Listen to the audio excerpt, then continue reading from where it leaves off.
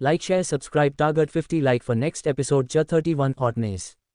But attitude. It's overthinking university. Playground side आज college में काफ़ी चहल पहल थी। लड़कियां तो किसी चुंबक को तरह उस तरफ देख जा रही थी। सभी लड़कियां मधुमक्खियों की तरह बास्केटबॉल स्टेडियम पर उनकी आवाज़ गूंज रही थी, जो किसी का नाम चिल्ला रही थी। उन शोर में सबसे ज़्यादा लड़कियों की आवाज़ थी। जो वो लोग आयांश आयांश आयांश चिल्ला रही थी। पूरा स्टेडियम में बस एक ही नाम गूंज रहा था, और वो था आयांश। वही आयांश गोल पर गोल किए जा रहा था। उसने डेनिम शॉर्ट और एक वाइट ट्रांसपेरेंट टी शर्ट पहना हुआ था। वही स्टेडियम में एक लड़की आती है जिसका नाम रूबी था। रूबी यहाँ के ट्रस्टी की बेटी थी, और एटीट्यूड की बात करे तो क्या ही कहना, वो ट्रस्टी के बेटी हैं, इसलिए सभी पर अपना हुकुम चलती रहती है। और साथ ही उसके दो चमचिया भी उसके पीछे थी, जिसका नाम ऋतु और रिसा था। रिसा और ऋतु दोनों ही जुड़वा बहनें थी। रूबी अपने दोनों चमाचियों के साथ फुल ऑन एटीट्यूड में चलाकर स्टेडियम में कदम रखती है। उसको देखकर सभी लड़कियों का मुंह बन गया था, क्योंकि रूबी किसी से ठीक से बात नहीं करती थी, बस अपना हुकुम चलाती रहती थी। रूबी की नज़रें बस आयांश के तरफ देख रही थी। उसके मुंह से अचानक ही आयांश को देखकर निकलता है, इट्स सो हॉट। इस लड़के में तो हॉटनेस भरी हुई थी। रूबी अपनी लास्टी आई से आयांश को देखते हुए ही बोली, hotness but attitude, I think ईस्ट my over thinking, but you also my, you are mine only mine. Ruby अपनी लास्टी आई से देखती हुई बोल रही थी। वही आयश इन सब से बेखबर बस अपने बास्केटबॉल में खेलने में बिजी था। ऐसे ही आज का दिन बीत जाता है, लेकिन रूबी वो तो आयांश के पीछे पड़ चुकी थी और उससे बात करने की कोशिश भी कर रही थी, लेकिन आयांश ने उसको फुल ऑन इग्नोर किया था, जिस वजह से वो चिढ़ी हुई थी और वो किसी और का गुस्सा किसी और पर उतरे जा रही थी। ऐसे ही दिन बीत रहे थे और रूबी की कोशिश जारी थी। वही अब आयांश की दोस्ती भी सना, नैना और कृति से हो चुकी थी, लेकिन कृति अपनी आदत से मजबूर और कुछ काव्यांश के डर से उसे बात नहीं करती थी। ऐसे ही पूरा जनवरी बीत चुका था और अब फरवरी का महीना था। ये सारे लव बर्ड्स के लिए किसी त्योहार से कम नहीं था और सब बहुत ही एक्साइटेड थे। कपूर विला। आज सुबह के 8 बज चुके थे और कृति अभी तक सोई हुई थी। आज उनको अपने सेल्फ डिफेंस की प्रैक्टिस नहीं करनी थी, वरना वो नैना को सुबह 5 बजे उठा दिया जाता था और फिर उनको अपना प्रैक्टिस करना था। लेकिन आज संडे था, तो काव्यांश कृति के चेहरे को देखकर उसको एक दिन का छुट्टी देने के लिए मान गया था। आज काव्यांश घर पर ही रहने वाला था, और जब वो अपना वर्कआउट करके रूम में आता है तो उसकी नज़रें अपनी लिटिल एंजल पर जाकर टिक जाती है, जो सुकून से सोई हुई थी। काव्यांश उसके ऊपर से नज़र हटाकर अपने रूम की उस बड़ी से टाइम क्लॉक पर डालता है, जिसपे सुबह के 8 बजा रही थी। वो अपने कदम कृति के तरफ बढ़ाता है और उसके बेड के करीब में बैठकर प्यार से उसके गालों को छूता है और अपने सॉफ्ट वॉइस में बोला, little wifey wake up, baby उठो, भी सूरज सिर पर चढ़ आया है। लेकिन कृति उसके तो कान में जू तक नहीं रेंगती। वो थोड़ी कसमसाती है और फिर सो जाती है। काव्यांश अपनी आलसी खरगोश बीवी को देख रहा था, जो किसी जिद्दी बच्चे की तरह सोई हुई थी। काव्यांश उसको ध्यान से देखता है और उसकी आंखें सिकुड़ जाती है। वो घुरकर अपनी शैतान बीवी को देखता है, जो जाग रही थी लेकिन उसके सामने सोने का नाटक कर रही थी। तभी उसके मन में कुछ आता है और उसके चेहरे पर एक डेविल स्माइल आ जाती है।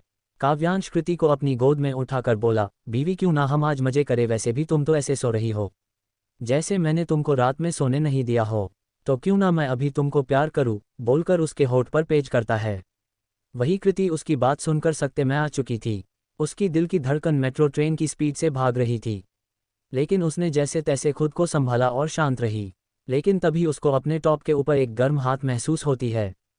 कृति काव्यांश एक हाथ को अपने पेट पर महसूस करके उसकी आंखें झटके से खुल जाती है और अपनी नीली बड़ी आंखों को और भी बड़ा किए हैरान भरी नज़रों से काव्यांश को देख रही थी, जो उसको देखकर डेविल स्माइल कर रहा था। काव्यांश उसी तरह उसके आंखों में देखते हुए ही बोला, आगे से मुझसे खेलने की कोशिश मत करना, वरना तुम खुद अपने मुंह की खाओगी। वही उसकी बात सुनाकर कृति हैरान भरी उसके चेहरे को देखने लगती है। काव्यांश उसको अपनी गोद में लिए ही बाथरूम में चला जाता है। आधे घंटे बाद काव्यांश कृति को अपने गोद में लिए बाहर निकलता है। दोनों ने ही बाथरोब पहना हुआ था और कृति का मासूम चेहरा काव्यांश के चेस्ट में छुपा हुआ था। उसके कान लाल हो चुके थे और वही काव्यांश के चेहरे पर एक एडोरेबल स्माइल थी, जो बहुत ही कम देखने को ही मिलती थी। काव्यांश कृति को बेड पर बैठाकर खुद क्लोज में जाता है और एक डेनी जीन्स और एक स्काई ब्लू शर्ट पहनकर आता है, जिसमें वो बहुत ही हैंडसम लग रहा था। उसके माथे पर वो बिखरे बाल कयामत लग रहा था काव्यांश। उसके हाथ में भी एक डेनिम ब्लू जीन्स थी और एक लाइट ब्लू टॉप था। उसके ऊपर श्रग था। काव्यांश कृति को तैयार करके नीचे चला जाता है सभी लोग डाइनिंग टेबल पर मौजूद थे। आज अरित भी नाश्ते की टेबल पर बैठा हुआ था। काव्यांश कृति दोनों ही अपनी अपनी सीट पर सेटल हो जाते हैं। वहां पर मौजूद मेड ब्रेकफास्ट सर्व करती है। कोई बिना कुछ बोले अपना अपना ब्रेकफास्ट कर रहा था। काव्यांश सभी को देखते हुए ही बोला, आज हम लोग घूमने अम्यूज़मेंट पार्क जा रहे हैं। उसकी बात सुनकर सना का खाना उसके मुंह में अटक जाता है और वो खांसने लगता है। नैना जो उसके ही बगल में बैठा हुआ था, उसको जल्दी से पानी पिलाती है और उसका पीठ सहलाते हुए ही बोली, सीनू तू ठीक तो है ना यार, थोड़ा आराम से खाया करना। बोलकर उसका पीठ सहलाए जा रही थी। वही कृति हैरानी से उसके चेहरे को देख रही थी। कुछ ऐसा ही हाल अरित का भी था, क्योंकि उसने भी अपने 5 साल के करियर में आज पहली बार काव्यांश को घुमाने की बात जो सुन रहा था। एम्यूज़मेंट पार्क, 2 मार्सिडीज और उसके आगे पीछे दो BMW भी थी। काव्यांश कृति दोनों ही बाहर आता है और दूसरे कार से अरित, नैना और सना था। सभी लोग पार्क में जाते हैं। चारों तरफ चहल पहल थी और इसी के साथ काव्यांश के वेल ट्रेन्ड बॉडीगार्ड सारे सिविल यूनिफॉर्म में उनकी सेफ्टी के लिए फैले हुए थे। जैसे ही सभी अंदर पहुंचे, कृति की बड़ी बड़ी नीली आंखें चमक उठी थी। वो और नैना चिल्लाते हुए ही बोलते हैं, राइड, मुझे यही राइड लेना है। बोलकर दोनों ही अपने पास जो हाथ था उसको पकड़कर खींचने लगती है। कृति काव्यांश को खींचते हुए ही राइड लेने के लिए जा रही थी और वही नैना तो आरित का हाथ खींच रही थी। काव्यांश कृति के चेहरे को देख रहा था, जो बहुत दोनों बाद ही इतना खुलकर हंस रही थी। वो जल्दी से बैठ जाती है उसके पास, काव्यांश बैठ जाता है। वही नैना और अरित और उसके पीछे सना बैठ जाता है। राइड शुरू होती है और कृति जो इतने देर से एक्साइटेड थी, वो अब चिल्लाने लगती है और काव्यांश को कसकर पकड़ी हुई थी। वही अरित और नैना एंजॉय कर रहे थे। वही सना तो अपनी ही धुन में था। ऐसे ही वो राइड कंप्लीट कर लिया और वो नीचे आ चुके थे। कृति को नजरें एक आइसक्रीम के शॉप पर जाती है। वो काव्यांश को देखती है और एक क्यूट सा चेहरा बनाकर बोली, मुझे आइसक्रीम खाना है। बोलकर वो क्यूट सा चेहरा बनाती हैं। वही काव्यांश उसके मासूम से चेहरे को देखकर उसका मन उसको प्यार करने का मन कर रहा था। वो बस अपना सिर हिला देता है। कृति उसकी हाँ सुनकर जल्दी से वहां जाते हैं और कृति ऐसे ही यहाँ वहाँ घूम रहे थे और सभी लोग मस्ती कर रहे थे। ऐसे ही पूरा दिन घूमते हुए निकल गया और शाम को सभी लोग घर के लिए निकल गए। सभी लोग आज बहुत थक चुके थे और अपने रूम में फ्रेश हो रहे थे। कृति चेंज करके नॉर्मल बाहर किचन में आती है और रात का डिनर तैयार करने लगती है। कृति एक सिंपल सी हल्की नीली रंग की साड़ी पहनी हुई थी जो उसके खिल रहे थी। काव्यांश जो कृति को रूम में ना पाकर उसको ढूंढ रहा था। कृति को किचन में ऐसे काम करते हुए देखकर उसके तरफ अपनी कदम बढ़ता है और उसको पीछे से अपने बाहों में भरकर अपनी चीन उसके कंधों पर टिका देता है और बोला, बीवी तुम यहाँ क्या कर रही हो? अभी तक तुम्हारी तबीयत पूरी तरह से ठीक नहीं हुई है तो तुम्हें ऐसे नहीं करना चाहिए ना। विला में उतने सारे मैच हैं, उनको क्यों रखा है? और तुम? काव्यांश अभी कुछ और बोलता कि तभी कृति उसकी बात बीच में काटती हुई बोली, आपने अभी तक मेरे लिए बहुत कुछ किया है और मैंने आपके लिए कुछ नहीं किया है, इसलिए बस मेरी तरफ से आपको थैंक यू बोलने के लिए आपके लिए खाना बना रही हूँ। बोलकर कृति अपना काम करने लगती है। वही काव्यांश आज उसके इतने फेयर वर्ड सुनकर उसके दिल को बहुत खुशी हो रही थी, क्योंकि आज पहली बार कृति ने इस 1 महीने में उसे बात की थी, वरना वो चुप ही रहती थी। काव्यांश स्माइल करते हुए ही उसके खुले गर्दन में अपना होठ फिरने लगता है। आज सभी लोग खाना खाते हैं और सभी लोग खाने की बहुत ही ज़्यादा तारीफ करते हैं। टू बी कंटिन्यूड 32 चोरनी मेरी फर्स्ट किस कपूर विला। आज सारे लोग कॉलेज जाने के लिए काफ़ी एक्साइटेड थे, क्योंकि आज कॉलेज में बास्केटबॉल का मैच था और मैच दूसरे कॉलेज के साथ होना था, तो सभी को अपने कॉलेज को सपोर्ट करना था। और साथ ही इस खुशी की वजह एक और भी थी, आज सभी का हाफ डे था, क्योंकि दोपहर में मैच होनी थी। सब लोग डाइनिंग टेबल पर बैठे अपना नाश्ता कर रहे थे। तभी काव्यांश अपना ब्रेकफास्ट करते हुए ही बोला, आज मुझे घर आने में लेट हो जाऊंगा, साथ ही अरित भी मेरे साथ जाएगा, तो तुम मेरी बीवी और मेरी साली साहिबा का ध्यान रखना। सना जो अपने सामने मौजूद स्वादिष्ट ब्रेकफास्ट का आनंद ले रहा था, काव्यांश की बात सुनकर बस अपना सिर हिला देता है और अपना ब्रेकफास्ट एंजॉय करने लगता है। काव्यांश उसको इस तरह से देखकर अपना सिर हिला देता है। उसका ये भाई आखिर इतना भूखड़ क्यों था? थोड़ी देर बाद सब अपने रूम में जाते हैं। काव्यांश का रूम, कृति के पीछे ही काव्यांश भी रूम में चला जाता है। उसने नोटिस किया था जब उसने लेट आने की बात की थी तो कैसे कृति के चेहरे का रंग उड़ गया था, लेकिन उसने खुद को संभाल लिया और किसी के सामने अपने हाले दिल बयां नहीं होने दिया। कृति के मन में काव्यांश के लिए सॉफ्ट कॉर्नर तो इस 1 महीने में डेवलप हो चुकी थी और उसका दिल भी काव्यांश के लिए धड़कता था, लेकिन उसको इस चीज़ की खबर ही नहीं थी। वही काव्यांश जिसको अपने दिल की हालात पता थी, वो अब जानता था कि कृति अब उसकी ज़िंदगी में क्या मायने रखती है। वो अपनी जल्दबाजी के चक्कर में उसको हॉट नहीं करना चाहता था। वो कृति को टाइम देना चाहता था ताकि कृति उसको उसके प्यार को समझ सके। काव्यांश अपने धीमे कदमों से चलते हुए कृति के पास आता है, जो खुद ड्रेसिंग टेबल पर बैठकर अपने बाल बना रही थी। काव्यांश उसके पास जाकर उसके हाथों से कॉम्ब लेकर खुद उसके बाल बनाने लगता है। वही कृति मिरर में अपने और काव्यांश के अक्स को देख रही थी, और दोनों ही इस वक्त मेड फॉर ईच अदर लग रहे थे। वही काव्यांश का पूरा ध्यान तो कृति के बालों में था, उसके वो सुनहरे काली घने लंबे बाल जो उसके कमर से नीचे तक थे। काव्यांश एक हाथ में कॉम्ब और दूसरे हाथ में रबर बैंड पकड़े इधर से उधर कर रहा था, लेकिन उसको कुछ समझ ही नहीं आ रहा था कि आखिर चोटी बनाना कैसे है। कृति उसको इस तरह से मशक्कत करते देखकर स्माइल करती है और उसके हाथों से कॉम्ब लेकर बोलती है, हम कर लेंगे, आप रहने दीजिए। अपनी बात कहकर कृति बस 5 मिनट में अपने बाल बना लेती है। उसने एक हाई पोनीटेल बनाया था और जीन्स विद जैकेट, जिसमें को काफ़ी खूबसूरत लग रही थी। कुछ पल दोनों ही एक दूसरे की आंखों में देखता है और देखते ही देखते काव्यांश उसके होठ पर किस करने लगता है। नैना का रूम। नैना ने आज नेवी ब्लू कलर का डीप गले का सूट पहना था, जिसकी बैक पूरी रस्सियों पर टिकी हुई थी। वो सूट नैना पर काफ़ी जच रहा था। उसने आज ये पहली बार पहना हुआ था, वरन वो तो बस अपने जीन्स टॉप में खुश रहती थी। लेकिन ये कृति मैडम का ऑर्डर जो था कि उसको आज ये अनारकली नेवी ब्लू सूट ही पहना था। नैना का मुंह बना हुआ था, वो कोशिश कर रही थी लेकिन उससे हो नहीं पा रहा था। वही 2 जोड़ी आंखें उसको इस तरह से परेशान होते देख रहा था। वो अपनी आंखें में कुछ अनकहा सा एहसास लिए नैना को देख रहा था। वो शख्स अपने धीमे कदमों से चलते हुए नैना के पास जाता है और इसके डोरियों को बांधने लगता है। नैना अपनी आंखें बड़ी किए हुए अपने पीछे मौजूद शख्स को देख रही थी, जिसका ध्यान सिर्फ और सिर्फ उसके बैग की डोरियों को बांधने पर था। नैना के चेहरे पर इस वक्त अजीब से एक्सप्रेशन थे, जिसको समझना मुश्किल था। वही वो शख्स डोरियों को बांधकर नैना के बालों को साइड करता है और उसके बैग पर अपनी होठ टिकाते हुए ही बोलता है, यू लुकिंग सो ब्यूटिफुल। वही नैना उस शख्स के ऐसे करीब आने से सिहर रही थी। नैना उस शख्स को अपने से दूर करते हुए ही बोलती है, तुम ... तुम्हारी इतनी हिम्मत, तुम मेरे रूम में क्या कर रहे हो? वही आरिद जो अब अपने दोनों हाथ पॉकेट में डाले स्टाइल से खड़ा था, नैना की बात सुनकर बोला, कुछ नहीं, चोरनी को देखने आया था, जो उस दिन मेरा... उसने अपनी बात जानबूझकर ही अधूरी छोड़ दी और अपनी एक आई विंक करके नैना को देखने लगा। वही नैना का चेहरा लाल हो चुका था। उसकी बात सुनकर वो उसके चेस्ट से अपने हाथों से धक्का देती है और खुद ही रूम से भाग जाती है। उसका दिल आज बुलेट ट्रेन की स्पीड से भाग रहा था। उसका चेहरा लाल हो चुका था। वो अरिद की बातों का मतलब बहुत अच्छे से समझ रही थी। वो जब अपनी बार इस विला में आई थी तो उसके साथ क्या हुआ था। फ्लैशबैक। जब उस दिन लड़ाई के बाद कृति को लेकर काव्यांश कॉलेज से निकल चुका था तो सना भी नैना को लेकर विला आ गया था। सना जल्दी से विला के अंदर चला गया था क्योंकि उसको इमरजेंसी थी। उसको सुसु आई थी और नैना को तो कुछ बोलने का मौका नहीं मिला था। नैना भी सना के पीछे जा रही थी। विला के अंदर उसका ध्यान आज जो लड़ाई हुई थी उस पे था। वो अपने सामने से आ रही अरिद पर उसकी नज़र नहीं जाती है। अरिद भी अपने फ़ोन में लगा हुआ था।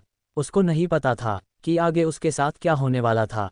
वो तो बस काव्यांश के स्टडी से एक इम्पॉर्टेंट फाइल लेने आया था जो 1 घंटे बाद होने वाली थी, और काव्यांश के अब्सेंस में सब कुछ उसे ही संभालता था। नैना अपनी ही सोच में गुम चली जा रही थी और वही आरिद भी हाथ में उस फाइल को पकड़े हुए लेकर जल्दी जल्दी जा रहा था, क्योंकि उसको एक बार इस फाइल को रीड करना था। साथ ही वो कॉल में भी था। दोनों ही के फासले मिटने वाले थे, क्योंकि दोनों की ही दूरी पर बस कुछ ही मिनटों का फैसला था। और ये धड़ाम की आवाज़ के साथ अरिद को लेकर नैना जमीन पर गिरी हुई थी। उनकी आंखें हैरानी से फैल गई थी। आरिद के फाइल के पन्ने उसके पूरे चेहरे को कवर किए हुए थे। उनको समझ नहीं आ रहा था कि उसके साथ हुआ क्या था। वो अभी कुछ और सोचता या समझता। उसको अपने होठ पर कुछ गर्म और मुलायम चीज़ महसूस होती है जो उसके होठ पर मूव हो रही थी। अरिद की आंखें हैरानी से फैली हुई थी। वो और भी फैल गई थी। उसको समझ नहीं आ रहा था कि उसके फ़ायदा आखिर उठा कौन रहा था। वो गुस्से में अपने ऊपर लेटी हुई लड़की को धक्का देता है। नैना उसके साइड में आ जाती है। धक्के की वजह से आरिद गुस्से से उठता है और बोलता है, चोरनी कही कि मेरी फर्स्ट किस चुरा लिया। देखना तुम्हें पाप लगेगा, वो भी बाल्टी भर भर। और मैं मेरी अभी नहीं हुई। मेरे नहीं हुए बच्चों की मम्मी से क्या कहूँगा कि उनकी मम्मा की फर्स्ट किस कोई चोरनी ने चुरा लिया। वही नैना आवक होकर अरिद के शार्प फीचर वाले चेहरे को देख रही थी। उसके होठों आप एक स्माइल थी, और वो क्यों थी ये तो वही जाने। अरिद उसको सुनाए जा रहा था, लेकिन नैना तो पागलों की तरह बस मुस्कुराए जा रही थी। आरित को उसको सुनाकर जी भर गया, तो वो फाइल के पन्ने को उठता है और बदबड़ते हुए बाहर चला जाता है। नैना अब भी उस तरफ ही देख रही थी जिस तरफ से आरित गया हुआ था। फ्लैशबैक एंड नैना अब भी अपने ख्यालों में खोई हुई थी। इस वक्त उसके चेहरे पर एक स्माइल थी। तभी कोई उसके कंधे पर हाथ रखता है। वो हड़बड़ा कर पीछे देखती है तो उसके पीछे कृति थी और उसके पीछे काव्यांश था। कृति उसको इस तरह से हड़बड़ाता हुआ देखकर पूछती है, क्या हुआ, तुम डर क्यों रही हो? नैना उसको बात सुनकर अपना सिर नहीं में हिला देती है। काव्यांश चारों तरफ अपनी नजरें इधर उधर करते हुए ही बोलता है, सीनू कहाँ है? उसकी बात सुनकर सामने से जा रही एक मेड उसको जवाब देती हैं, बॉस, लिटिल बॉस तो कब के चले गया। उसकी बात सुनकर वो सिर हौल देता है और अपने पीछे से आ रहे आरित को देखकर बोला, नैना को कॉलेज छोड़ दो। अपनी बात खत्म करके वो कृति का हाथ पकड़कर आगे बढ़ जाया है और उनके पीछे ही नैना और आरित भी निकल जाते हैं। यूनिवर्सिटी के कुछ दूर पर ही आरित की एक रेड स्पोर्ट्स कार आकर रुकती है और वो जैसे ही बाहर निकलने को होती है, आरित उसको अपनी बाहों में खींचते हैं और उसको अपनी बाहों में लिए ही बोला, ये चोरनी, मेरी बात ध्यान से सुन लो। लड़कों से दूर रहना, वरना उनकी कब्र खोदने में मुझे जरा सा भी वक्त नहीं लगेगा। आरित की बातों में उसकी वार्निंग साफ झलक रही थी। नैना अपने सामने मौजूद शख्स को देख रही थी जो इन 1 महीने में आज पहली बार अजीब बर्ताव कर रहा था। वो अजीब नज़रों से आरित को देखते हुए ही बोलती है, और अगर ना रहूं तो, बोलकर अपनी आई रेज करने लगती है। आरित उसको ऐसे बोलता देखकर एविल स्माइल करता है और इसी के साथ उसके होठ को अपने होठ में भरकर उसका रस पीने लगता है। इस वक्त सभी लोग अपना लेक्चर अटेंड कर रहे थे और ये लास्ट लेक्चर था। उसके बाद बास्केटबॉल का मैच शुरू होने वाला था। क्लास खत्म हुई और कॉलेज के लड़के लड़कियों की भीड़ स्टेडियम की तरफ बढ़ जा रही थी और हमारे लड़ाकू विमानों की टोली उसके साथ ही। इस टीम में लिप्सा और आयांश का भी नाम शामिल हो चुका था। आयांश तो स्टेडियम पर था और बाकी सब इधर थे। वो चारों भी उस तरफ जा ही रहे थे कि कृति उनको वॉशरूम का बोलकर उस खाली कॉरिडोर की तरफ चली जाती है। बाकी सब भी चले जाते हैं। वही सना, वो तो कैंटीन गया हुआ था। वो सभी आकर मैच देखने लगता है। लिप्सा, नैना और सना तीनों ही मैच देखने में इतने बिजी हो चुके थे, उनको जरा सा भी होश नहीं था कि कृति अभी तक वॉशरूम से आई नहीं थी। तभी नैना अपने बगल में देखते हुए ही बोलती है, अरे यार, ये कृतु अभी तक आई क्यों नहीं? बोलकर अपनी वॉच में टाइम देखती है जिस पे उसको गए हुए आधे घंटे बीत चुके थे। नैना टाइम देखकर उसके माथे पर बल पड़ गया और उसने लिप्सा और सना को सब बता दिया। सना की जान सूख चुकी थी। 33 कौन है ये मास्क गर्ल, चैप्टर -33 कौन है ये मास्क गर्ल, यूनिवर्सिटी। सना, नैना और लिप्सा के चेहरे पर पसीने की बूंदें चमक रही थी। उसको समझ नहीं आ रहा था कि आखिर कृति चली कहाँ गई, जो वो पूरे कॉलेज में मिल नहीं रही थी, क्योंकि तीनों ही पूरे 2 घंटे से उसको खोज रहे थे लेकिन मिल ही नहीं रही थी। तीनों को ही किसी अनजाने डर ने घेर रखा था। उसको समझ नहीं आ रहा था कि अब वो क्या करे। वही सना को सुबह डाइनिंग टेबल पर काव्यांश की बात याद आ रही थी। काव्यांश के बात के पीछे छुपे वार्निंग को भी सना बहुत ही अच्छे से समझ रहा था। वो बस भगवान से प्रे कर रहा था कि कृति जहाँ भी हो सही सलामत हो। अब तक पूरा कॉलेज खाली हो चुका था क्योंकि शाम के 5:30 बज चुके थे और यह बस गिने चुने ही लोग बचे थे। कुछ स्टाफ के मेंबर भी थे, बस बाकी कोई भी नहीं थी। अब तक उनके पास आयांश भी आ चुका था और उसको भी पता चल चुका था कि कृति कहीं भी मिल नहीं रही थी। उसने भी उसको खोजने के लिए एक राउंड पूरे कॉलेज का मार लिया था, लेकिन कृति का कहीं पता नहीं चल रहा था। वो चारों ही उस सुनसान ग्राउंड में खड़े हुए थे। लिप्सा और नैना के आंखें आंसुओं से भीगी हुई थी। किसी को कुछ समझ नहीं आ रहा था कि वो क्या करे। सना की हालत बहुत ही ज़्यादा खराब थी। वो क्या करे, कैसे कृति को खोजे, कुछ समझ ही नहीं आ रहा था। तभी उस ग्राउंड की शांति को चीरते हुए ही सना का फ़ोन रिंग करता है। सना को तो कुछ होश ही नहीं था। नैना उसके फ़ोन लेकर देखती है जिस पे बिग ब्रो फ्लैश हो रहा था। वो जल्दी से कॉल अटेंड करती है और सामने वाले की कोई भी बात सुने बगैर ही बोलती है, कृति कहीं मिल नहीं रही है, हमने बीप बीप बीप। तभी कॉल काटने की एक तेज आवाज़ आती है। वो बस उस फ़ोन को देख रही थी जो अब तक कट चुका था। वही लिप्सा और आयांश उसको सवालिया नज़रों से देख रहे थे। उनको समझ नहीं आ रहा था कि आखिर नैना ने किसको कृति के ना मिलने की बात बताई थी। नैना उन दोनों भाई बहन को देखती है जो उसको ही अपनी आंखों में सवाल लिए देख रहे थे और नैना भी उनके सवालों को अच्छे से समझ रही थी। वो एक गहरी सांस लेकर बोलती है, कुछ देर बाद आप दोनों को ही पता चल जाएंगे। चारों अब भी कृति को ढूंढने की पूरी कोशिश कर रहे थे लेकिन किसी को कोई सबूत नहीं मिला था, ना कोई क्लू मिला था। आखिर वो जा कहाँ सकती थी। किसी को कुछ समझ नहीं आ रहा था। एक अंधेरा कमरा। एक अंधेरे कमरे में एक लड़की अपनी नीली आंखों से चारों तरफ देख रही थी। उसकी नीली आंखें उस रूम को एक्सप्लोर कर रही थी, लेकिन उसको रोशनी का एक तिनका भी नहीं दिख रहा था। उस लड़की के कानों में अजीब अजीब से चीखें सुनाई दे रही थी। उसका चेहरा पसीने से भीगा हुआ था। उसके चेहरे पर डर की लकीरें उभर आई थी। उसको आंखों में नमी ने जगह ले ली थी। उसने अपने कानों पर हाथ रखा हुआ था। अपनी आंखें मिचे हुए थी। उसका पूरा शरीर कांप रहा था। वो इस कमरे के दरवाजे के पास खड़ी थी, लेकिन अंधेरा इतना ज़्यादा था कि वो उस दरवाजे तक उसके पैर पहुंच नहीं रहे थे। उसकी पूरी बॉडी डर से थरथरा रही थी। वो कैसे भी करके बाहर निकलना चाहती थी, लेकिन वो निकल नहीं पा रही थी। उसकी बंद आंखों में एक शख्स का अक्स दिखाई दे रहा था, और एकाएक ही उसके मन से एक आवाज़ आई, आप कहाँ है काव्यांश? यूनिवर्सिटी के मेन डोर पर एक साथ ही कई मर्सिडीज आकार रुकती है। सबसे पहले वाले में से काव्यांश बाहर निकलता है, और वो दौड़ते हुए ही कॉलेज के अंदर जाता है। उसके पीछे ही आरित और उसके बहुत सारे गार्ड्स भी पीछे जाते हैं। गेट के पास ही सना, नैना और लिप्सा और आयांश दिख जाते हैं। काव्यांश का ध्यान तो बस नैना और सना पर ही था। उसने किसी के ऊपर ध्यान नहीं दिया था। वो बस उनको ही देख रहा था। वही आयांश की नज़रें सिर्फ काव्यांश पर ही टिकी हुई थी। वो इस शख्स को बहुत अच्छे से जानता था। आखिर वर्ल्ड का नंबर 1 बिजनेस टायकून जो ठहरा, लेकिन उसको एक बात खटक रही थी कि वो आखिर यहाँ क्या कर रहा है। वो भी इस वक्त। उसके नज़रों में अभी बहुत सवाल थे, लेकिन इस वक्त की नज़ाकत को समझते हुए कुछ ना कहना ही ठीक समझा। वो अभी उनके सामने खड़ा हुआ था। सना जो एकटक जमीन को ही घुरे जा रहा था, अपना सिर ऊपर उठाकर देखता है तो वो झट से काव्यांश के गले लग जाया है और माफ़ी मांगने लगता है। उसके आंखों से 2 बूंद आंसू काव्यांश के हाथों पर गिर जाते हैं। काव्यांश उसके पीठ को सहलाते हुए ही बोलता है, सीनू सब ठीक है, मैं उसे ढूंढ लूंगा, उसे कुछ नहीं होगा, अब तुम रोना बंद करो। सना अपनी आंसू को पोंछकर बोलता है, सॉरी भाई, ये सब मेरी वजह से हुआ है। आपके बोलने के बावजूद मैं भाभी का ख्याल भी नहीं रख पाया। उसकी बात सुनकर लिप्सा और आयांश उनकी आंखें बड़ी हो गई थी। वो बस अपनी आंखें बड़ी किए हुए उन लोगों को देख रही थी। काव्यांश के पास इस सब फालतू बातों के लिए टाइम नहीं था। वो अपनी नज़रें इस वक्त नैना की तरफ टिका देता है। नैना अब तक हुई सारी बातों को बता देती है। काव्यांश सारी बातों को सुनकर बोलता है, क्या तुम लोगों ने सीसीटीवी फुटेज चेक किया है? काव्यांश की बातें सुनकर उनकी नज़रें झुक जाती है, जिसका साफ मतलब था कि उन लोगों ने सीसीटीवी फुटेज चेक नहीं किया था। वो लोग कृति को ढूंढने में इतना खो चुके थे कि उनको सीसीटीवी फुटेज चेक करने का ख्याल ही नहीं आया था। काव्यांश उनको देखकर एक गहरी सांस लेता है, और अब वो सब लोग सीसीटीवी रूम में थे और उनके सामने एक फुटेज चल रही थी। ये उस वक्त का था जिस वक्त कृति ने नैना को वॉशरूम जाने को बोला था। वो जा ही रही थी, तभी कोई उससे टकरा गया और उसने जानबूझकर एक चिट गिरा दी। कृति उसको सॉरी बोल ही रही थी, लेकिन वो लड़की बिना उसकी बात सुने वहां से चली गई।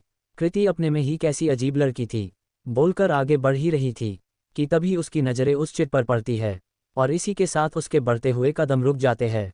वो झुककर उस चिट को उठा लेती है और खोलकर देखती है। उस पे कुछ लिखा हुआ था। वो पढ़ने के बाद कृति उस खाली कॉरिडोर के दाईं तरफ मुड़ जाती है।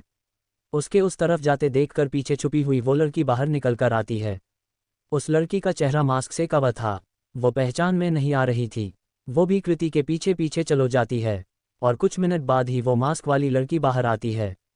इस वक्त उसको आंखें चमक रही थी। उसकी आंखों की चमक से साफ पता चल रही थी कि वो कितना खुश है। काव्यांश की आंखें आग उगल रही थी। उसकी आंखें खूनी लाल हो चुकी थी। काव्यांश अपने गुस्से को काबू में करते हुए ही उस रूम से निकल जाता है। उसके पीछे सभी लोग भी निकला जाते हैं। काव्यांश अपनी सर्द नज़रों से अपने बॉडीगार्ड को देखते हुए ही उनको ऑर्डर देता है, सर्च योर लेडी बॉस। उसकी इतनी कोल्डनेस से भरी हुई ऑर्डर को सुनकर सभी लोग अपना सिर हाँ में हिला देते हैं और सर्च करने लगते हैं। वो जगह कॉलेज का बैक एरिया था, जो सालों से बंद पड़ा हुआ था। वहाँ पर खाली पड़ी हुई लैब थी और भी पूरी पड़ी हुई वॉशरूम थी।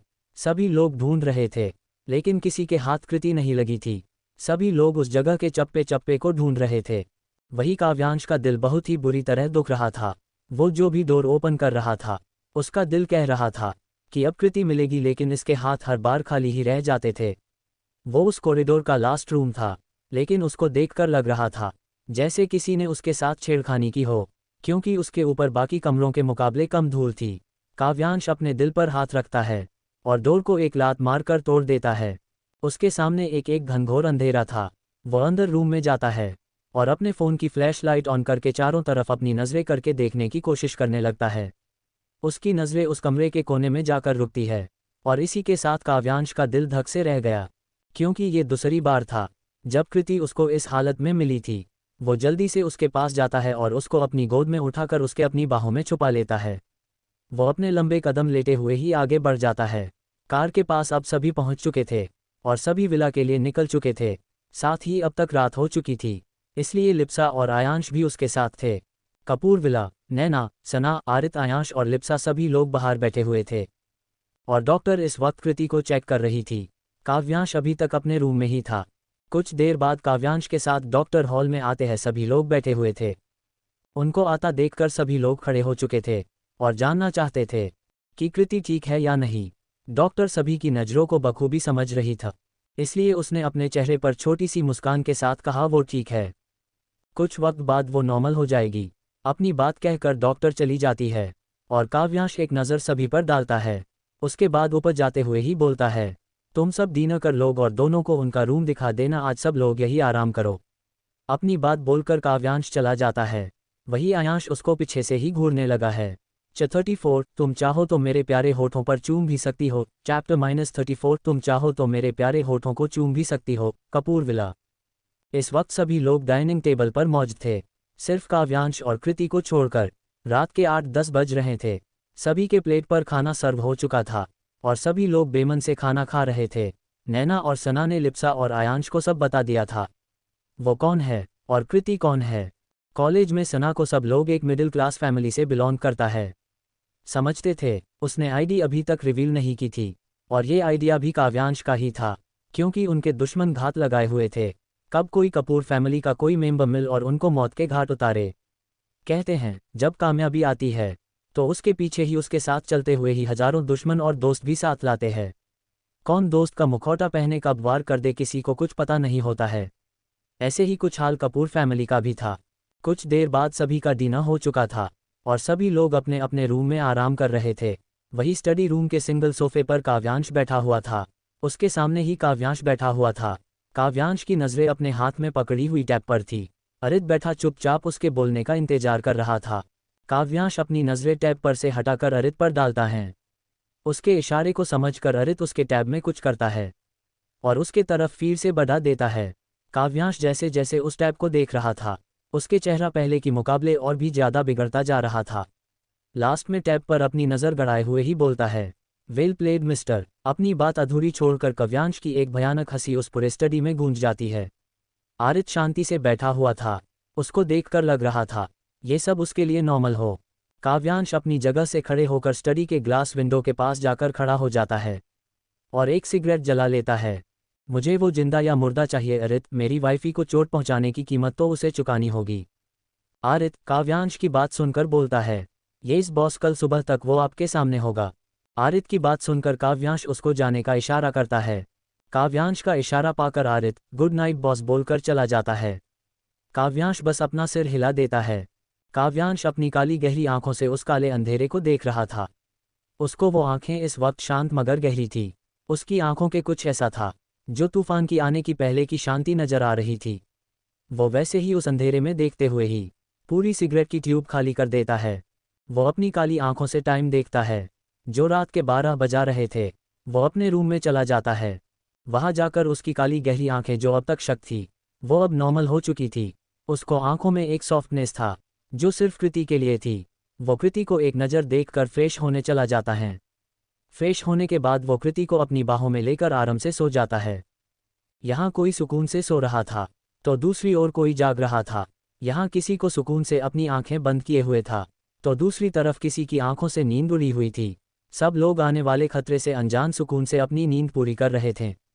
कल कोई रोने वाला था, वो किसी के हिस्से में गमों का पहाड़ आने वाला था तो किसी के हिस्से में खुशी। खैर ये सब तो महादेव की कृपा है। जो दुनिया में अपने लिए जैसे दुख दर्द हंसी खुशी वो इंसान अपने हिस्से में खुद मान कर आता है। सुबह का वक्त। काव्यांश लिविंग रूम के सोफे पर बैठा हुआ था। उसके सामने बड़े से एलईडी स्क्रीन पर आज की ब्रेकिंग न्यूज चल रही थी और सभी की आंखें न्यूज को देखकर सकते में आ चुका था, क्योंकि राजवीर सिंह के बेटे रॉकी सिंह जो 1 महीने से लापता थे, उसका डेड बॉडी बीच चौराहे पर पड़ी मिली थी। उसके पूरे बॉडी टुकड़ों में बांटा हुआ था। सिर्फ उसकी पहचान के लिए उसके डीएनए और कुछ और चीजें थी जो ये प्रूव कर रही थी कि वो रॉकी की डेड बॉडी थी।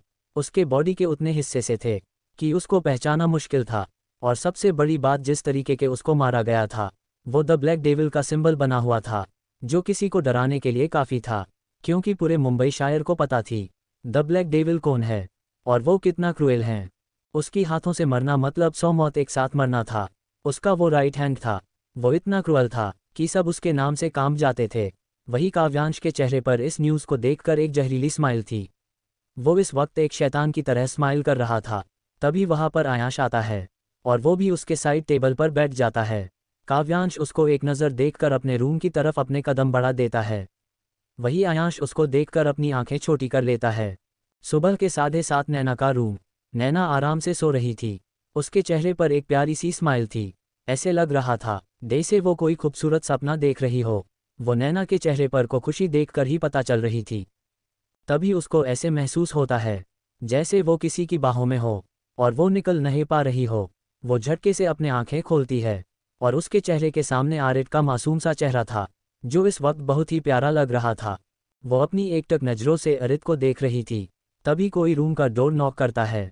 रूम की आवाज़ सुनकर नैना हड़बड़ा जाती हैं और अरित को धक्का देकर उसको बाहों के घेरे से आज़ाद हो जाती है। वही अरित को नैना को बाहों की गर्माहट को पाकर सुकून से सोया हुआ था।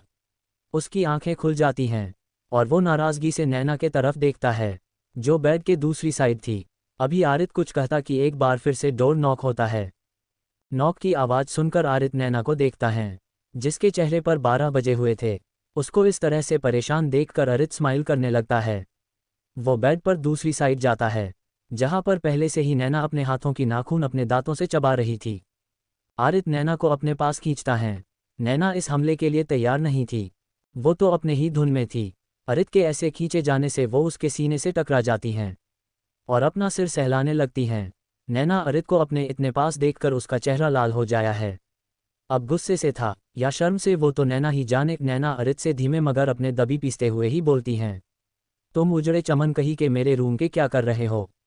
अभी के अभी निकलो तुम। उसकी बात सुनकर अरित के चेहरे पर मुस्कान आ जाती है। वो स्माइल करते हुए ही बोलता है, अब ये उजड़ा चमन भी तुम्हारा ही है मेरी जान। अब तुम मुझे उजड़ा चमन कहो या फिर गंजा या कामिना, नालायक, बेवकूफ़, जो भी नाम देना चाहती हो दे सकती हो, क्योंकि तुम्हारा मुझ पर पूरा हक है। अरे कहने पर ही क्या है, तुम तो मेरे साथ कुछ भी कर सकती हो। यू नो ना baby doll, I am always you. तुम चाहो तो मेरे प्यारे होठों को चूम भी सकती हो, मैं बिल्कुल भी बुरा नहीं मानूंगा। अपनी बात बोलकर अरित अपनी आई विंक करता है। वही नैना अपने समाने मौजूद बेशर्मी से बात कर रहे आरित को देख रही थी, जिसको जरा सा भी शर्म नहीं था। नैना तो उसे अपनी आंखें बड़ी किए हुए देख रहे थी। उसके एक्सप्रेशन इस वक्त हद से ज़्यादा क्यूट थे। अरित तो उसके क्यूटनेस पर मर मिटने को तैयार था। वो जल्दी से उसके होठ पर अपने होठ रख देता है और उसके होठों को चूमने लगता है। वही डोर के बाहर खड़ी लिप्सा, जो अब झुंझला गई थी, वो नैना के रूम की विंडो के तरफ जाकर देखती है।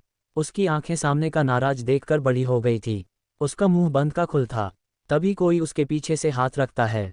वो चौंक कर अपने पीछे देखती हैं, जहां पर सना खड़ा हुआ था। वो अपनी आईब्रो उचाका देता है, जैसे पूछ रहा हो तुम यहाँ क्या कर रही हो।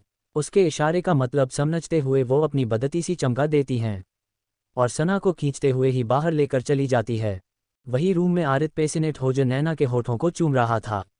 वो उसके लोअर लिप्स को सक और स्मूच कर रहा था। कुछ देर बाद जब नैना को सांस लेने में दिक्कत हो रही थी, तो आरित उसके होठ छोड़कर उसके माथे से अपना माथा टिक देता है और दोनों ही गहरी गहरी सांसें लेने लगते हैं। काव्यांश का रूम। काव्यांश अपने जाकर जाता है। उसकी नज़रें बेड पर सोई हुई अपनी लिटिल वाइफी पर जाती हैं, जो दुनिया से बेखबर सोई हुई थी। काव्यांश अपने कदम उसके पास बढ़ता है और उसके सिरहाने बैठकर उसके बालों को सहलाने लगता है। कृति की पलकें पहले से हील रही थी और अब अपने बालों पर हाथ महसूस करके वो अपनी आंखें खोलेकर देखती है।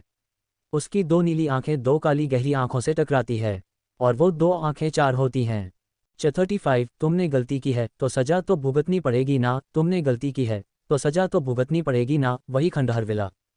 विला के एक अंधेरे सेल में एक लड़की को चेयर से रस्सियों पर बंधी हुई थी। उस रूम में एक रेड लाइट जल रही थी, एल को माहौल को और भी डरावना बना रही थी। लड़की बेजान सी निढाल चेयर से बंधी हुई थी। उसके चेहरे पर काफ़ी जख्म के निशान थे। उसको देखकर लग रहा था जैसे उसको टॉर्चर किया गया हो। उसके पूरे बॉडी पर जख्म और खून रिस रहा था। उसका वो गोरा और बेदाग चेहरे पर अभी कई दाग जख्म नजर आ रहे थे, जो किसी को भी डरा सकते थे। उसका चेहरा दर्द से पीला पड़ा हुआ था। तभी उस सेल के बाहर से फुटवेयर की आवाज़ सुनाई देती है, जो 3-4 लोगों की थी। वो अब और ज़्यादा हो चुकी थी, लेकिन उस लड़की को कोई होश ही नहीं थी, क्योंकि वो तो दर्द से बेहोश हो चुकी थी। डोर धम की आवाज़ से खुलती हैं, और इसी के साथ 4 लोग उस सेल में इंटर करते हैं। काव्यांश उसके पीछे 3 और लोग थे। काव्यांश का चेहरा इस वक्त एक्सप्रेशनलेस था। वो बिना किसी भाव के उस चेयर पर बंधी लड़की को देख रहा था। वो एक नज़र अपने बगल में खड़े लड़के को देखता है। वो उसके इशारे को समझकर उसके ऊपर बर्फ का पानी डाल देता है, जो साइड में ही रखा हुआ था। उस शख्स ने ये सब इतनी जल्दी किया था कि बाकी 2 पीछे खड़े थे, उनको समझने का मौका ही नहीं मिला। हालांकि उनको पता था कि उससे भी ज़्यादा होगा, लेकिन उस शख्स के मूव्स काफ़ी फास्ट थे। चेयर पर बंधी लड़की के ऊपर बर्फ का पानी पड़ने से वो हड़बड़ा उठी थी।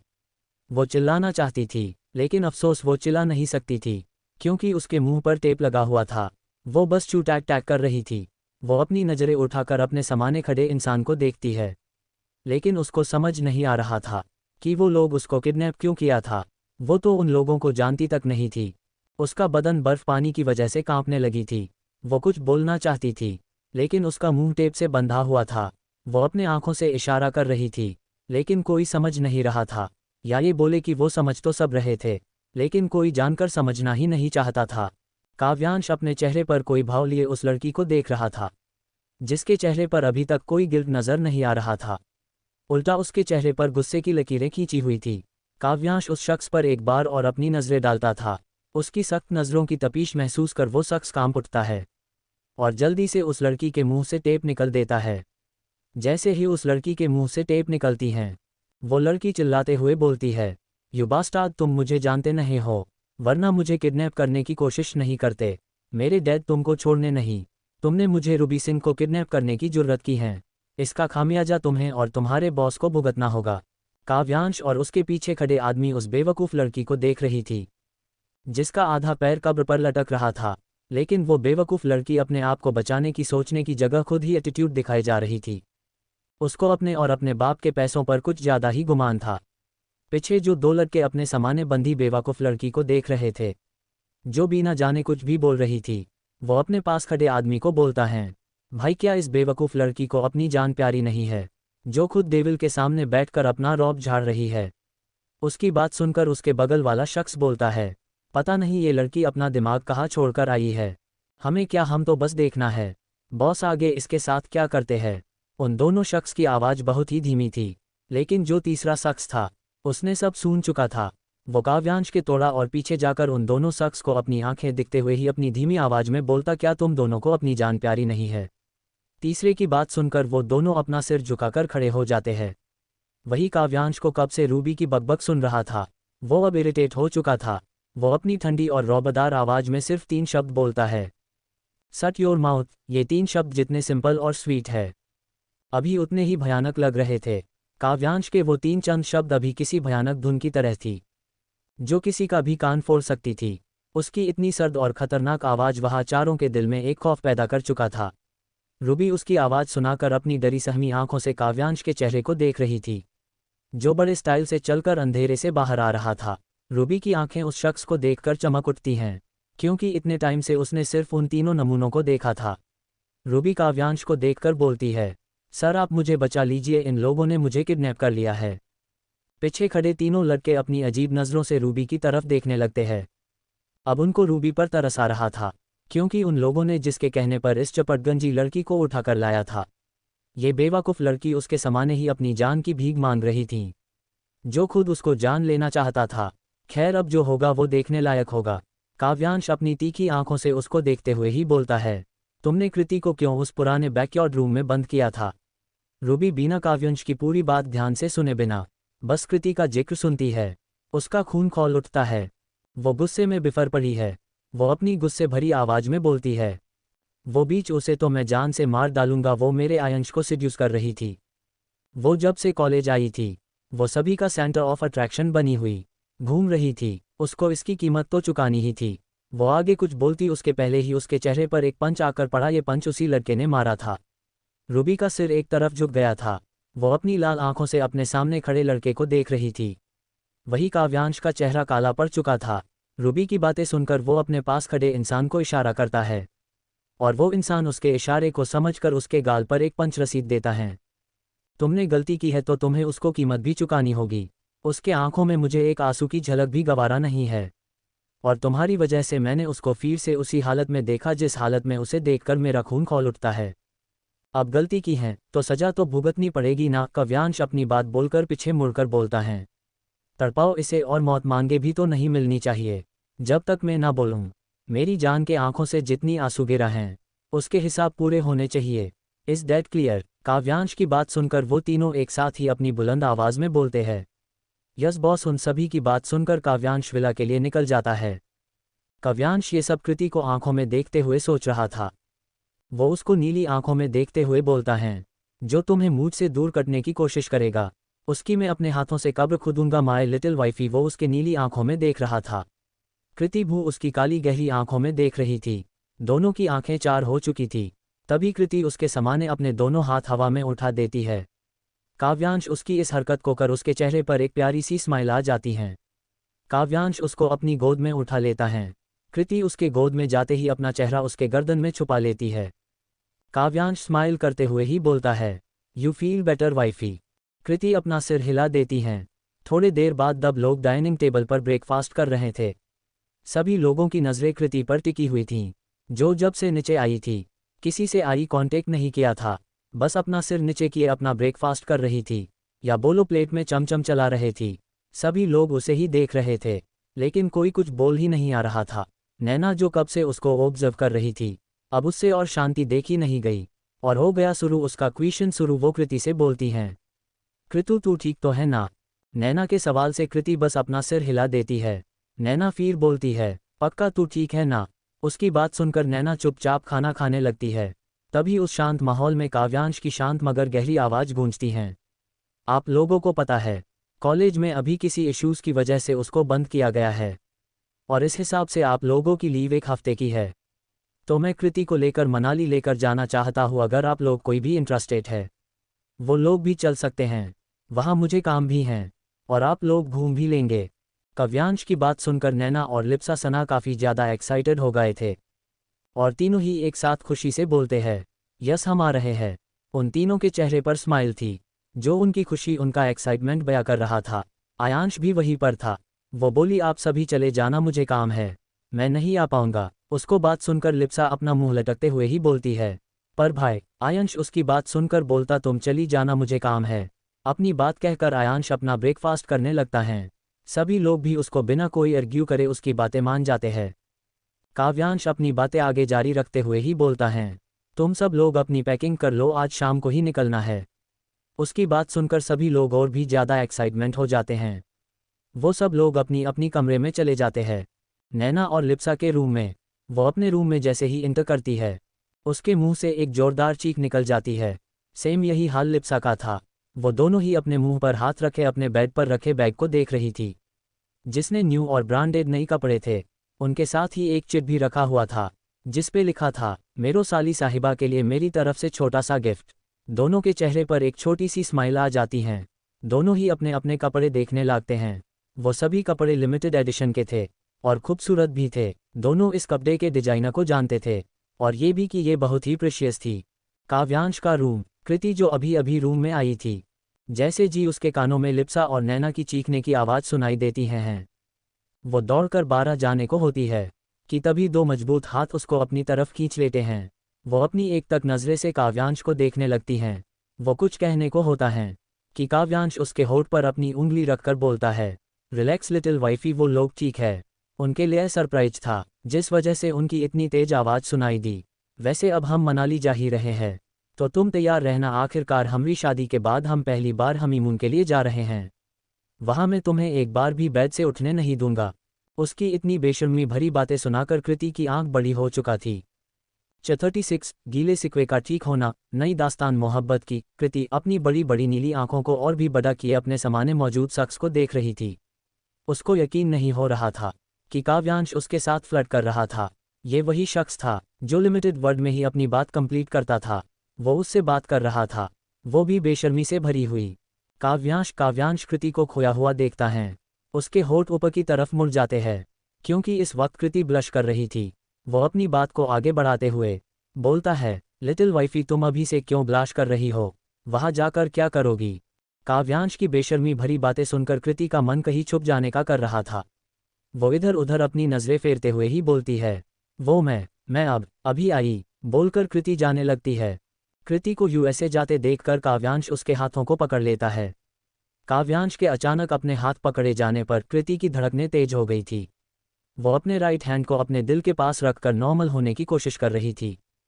काव्यांश उसको अपनी करीब खींचते हुए बोलता है, कहाँ जा रही हो बीवी? काव्यांश के सवाल से कृति की नजरें झुक गई थी। उसको खुद को पता नहीं था कि आखिर वो जवाब क्या दे। वो अपना सिर झुकाए काव्यांश की बाहों में खड़ी थी। काव्यांश उसको यूं चुप देखकर सारी बातें समझ आ गया था कि वो उससे भाग रहे थी। काव्यांश अपनी बाहों में कृति को जकड़ता है और अपनी बाहों में कसते हुए बोलता है, तुम सिर्फ मेरी हो लिटिल वाइफी, और तुम मुझसे दूर नहीं जा सकती हो। तुम अपनी ये बेकार कोशिश करना बंद कर दो। काव्यांश इस वक्त बहुत ही सख्त था। कृति का शरीर एक पल को कांप गया। उसको लगा जैसे वो पहले दिन वाले काव्यांश को मिल रही है। वो बहुत ही ज्यादा घबरा गई थी। वो जल्दी जल्दी अपना सिर नामे हिलाने लगती है, जैसे बोलना चाह रही हो, नहीं मैं आपको छोड़कर नहीं जाऊंगी, प्लीज मेरे साथ कुछ मत करना। वही काव्यांश जब उसको रियलाइज होता है उसने क्या कहा है, तो वो पहले अपने आप को शांत करता है और कृति के ऊपर अपनी पकड़ ढीली करता है और उसको अपनी बाहों में उठाकर कृति को बेड पर बैठाता है और खुद उसके सामने अपनी घुटनों पर बैठकर उसके चेहरे को अपनी हाथों में भर लेता है और अपनी शांत मगर गहरी आवाज में बोलता है, लिटिल वाइफी तुम्हें मुझसे डरने की जरूरत नहीं है। हाँ मैं मानता हूँ, जैसे हमारी शादी हुई, मैंने अपनी रिवेंज में आकर तुमसे शादी की, साथ ही मैंने वो सब तुम्हारे साथ किया।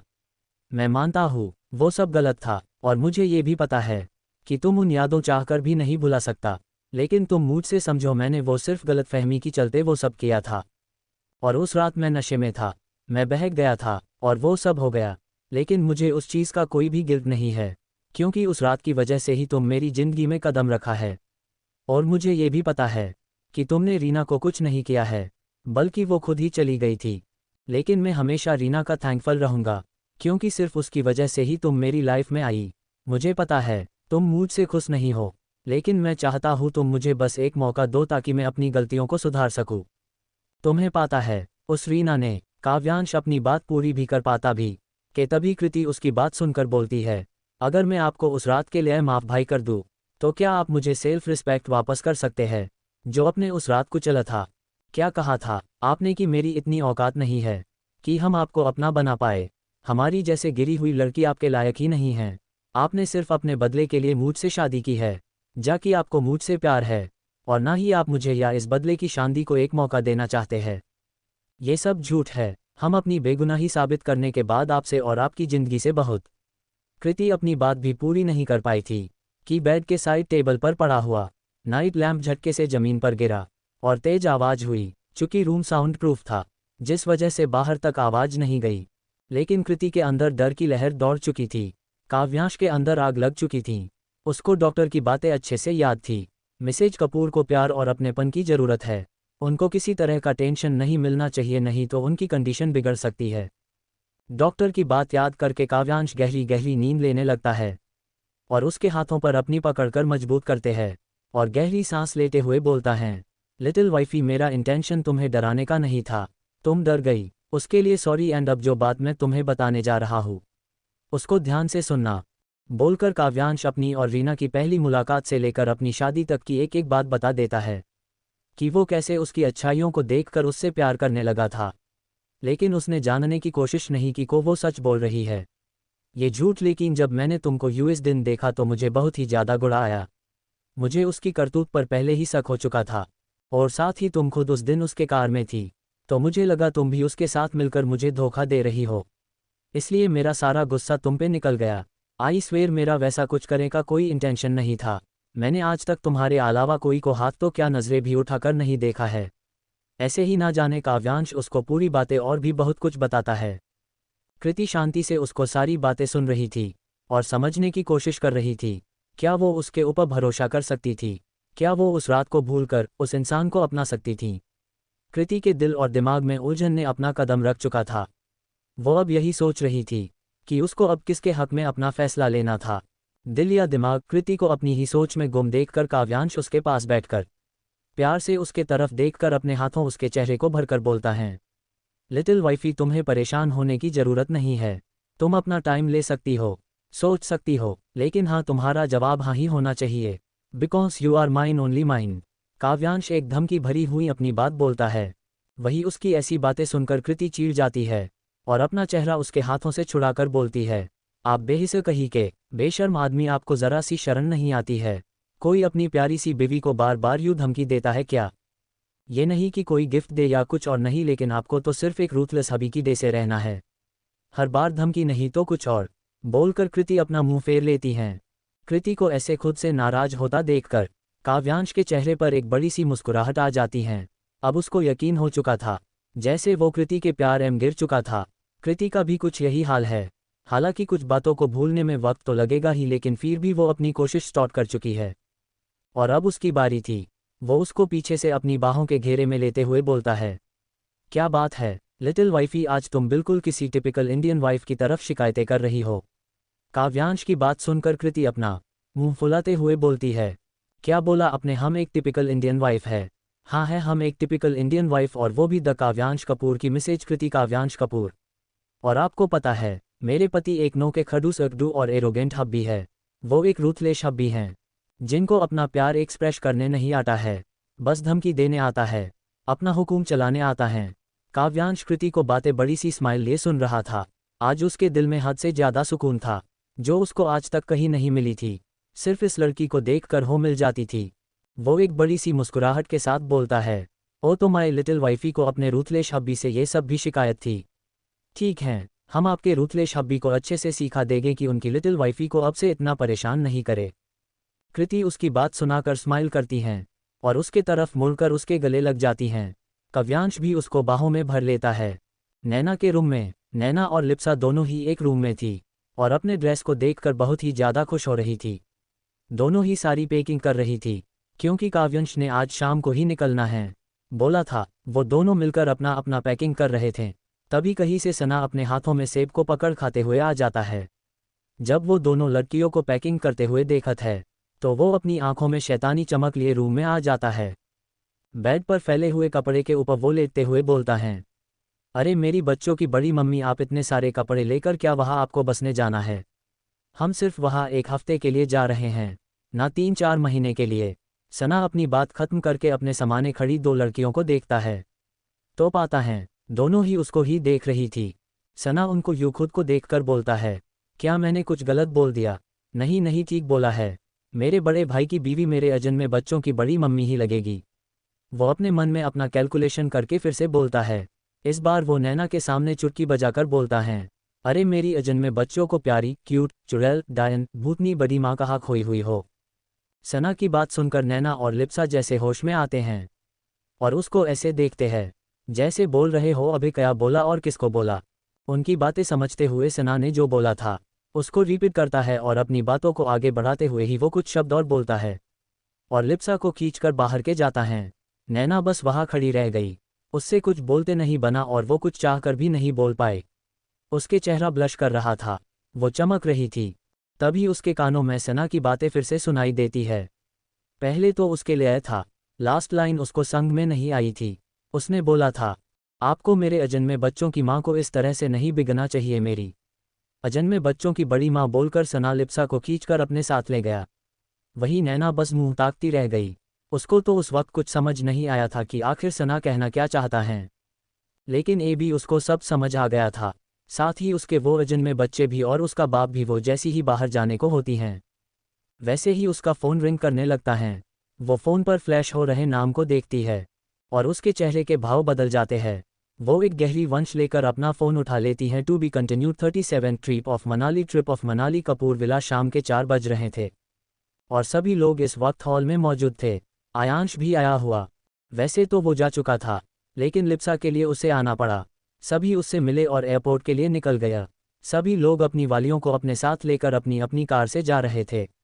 वो लोग काव्यांश की प्राइवेट जेट से जाने वाले थे। उनके चेहरे पर से मुस्कान जाने का नाम ही नहीं ले रही थी।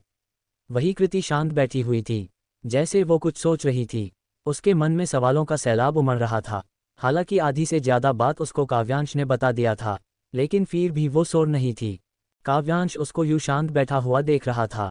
वो समझ भी रहा था को उसको अभी कृति को टाइम देना होगा। कोई भी इंसान इतनी जल्दी किसी पर भी इतनी आसानी से भरोसा नहीं कर सकता है। सब लोग अपनी ही उधेड़बुन में एयरपोर्ट पर पहुंच चुके थे।